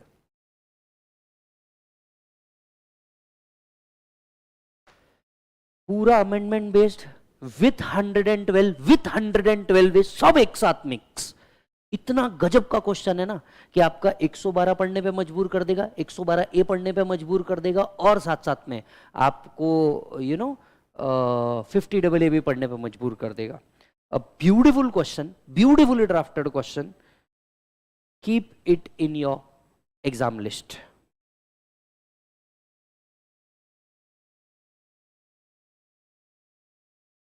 Is that done? चलिए मैं आपको क्वेश्चनर के कुछ और क्वेश्चन आपको सजेस्ट कर रहा हूं, ये क्वेश्चन आप प्लीज करके जाइएगा। जैसे क्वेश्चन नंबर 25 आपको क्वेश्चनर का करना ही है, इसमें सेक्शन 54 का अमेंडमेंट बेस्ड है। आपको याद होगा 54 के अंदर में मैक्सिमम अमाउंट लिमिट आई है कितनी बेटा, 10 करोड़ रुपीस। वो इस क्वेश्चन के अंदर में हम लोगों ने क्या किया है, कवर किया हुआ है, तो वो देख के जाइएगा। एक 54F में भी अमेंडमेंट आया है, सिमिलर अमेंडमेंट 10 करोड़ रुपीस वाला, तो वो भी उसी पे बेस्ड एक क्वेश्चन यहाँ पे रखा हुआ है 26। ये भी आपको घर पे क्या करना है, प्रैक्टिस करना है, राइट। देन यहां पे एक उषा नाम का क्वेश्चन है, क्वेश्चन नंबर 29, इसको करिएगा। ये बोनस के कंसेप्ट के ऊपर बेस्ड एक क्वेश्चन है, तो this is a very nice question, आप इसको करके जाइएगा। बाकी ये तो ठीक है, ये हो जाएगा, ये भी हो जाएगा। 33 को आप करके जाइएगा। 33 क्या है, 33 बेस्ड है सर 54G के ऊपर। 54G का एग्जाम्शन जो है, इसके ऊपर अब तक एक ही क्वेश्चन आया है, तो ये क्वेश्चन आपको करके जाना है। बाकी क्वेश्चन इजी, आप आराम से कर लोगे, ये क्वेश्चंस को आपको क्या करना है बेटा, करके जाना है। और यहां मैं डिक्लेयर करता हूं कि हमारा कैपिटल गेन क्या होता है, ओवर। तो सर यहां तक के हम लोगों ने कौन कौन से टॉपिक पढ़ लिए, मैं आपको एक बार याद दिला दूं। हम लोग फास्ट ट्रैक के अंदर में we have done our topic basics, basics हम लोगों ने कंप्लीट कर लिया, that is basic tax calculation. हम लोगों ने दूसरा टॉपिक, मैं इतना क्यों कर रहा हूं, मैं सीधा इंडेक्स पे जा सकता हूं, राइट। तो हम लोगों ने सबसे पहले बेसिक टैक्स कैलकुलेशन खत्म कर दिया, इनकम टैक्स अथॉरिटी नाम का टॉपिक हमने खत्म कर दिया, रिटर्न ऑफ इनकम नाम का टॉपिक हमने खत्म कर दिया, agriculture income and capital gain भी हम लोगों ने क्या कर दिया, खत्म कर दिया। तो आप देख सकते हैं बाय द एंड ऑफ 7 और 8 lecture whatever, right, we have completed our 5 topic, of which 1 capital gain was a big topic, 2 tax calculation was a big topic. उम्मीद कर रहा हूं आपको इस सीरीज के अंदर में बहुत मजा आ रहा होगा, तो प्लीज इस वीडियो को लाइक करते रहिए। और हाँ, प्रैक्टिस करनी बेटा बहुत ज्यादा जरूरी है। आई होप आप जब ये बुक मंगाए तो क्वेश्चनर भी साथ साथ में मंगाए, ताकि आप इससे आराम से कंप्लीट कर सके। Getting the point? Thank you so much, मिलता हूं आपसे अगले वीडियो के अंदर में। Bye bye and take care.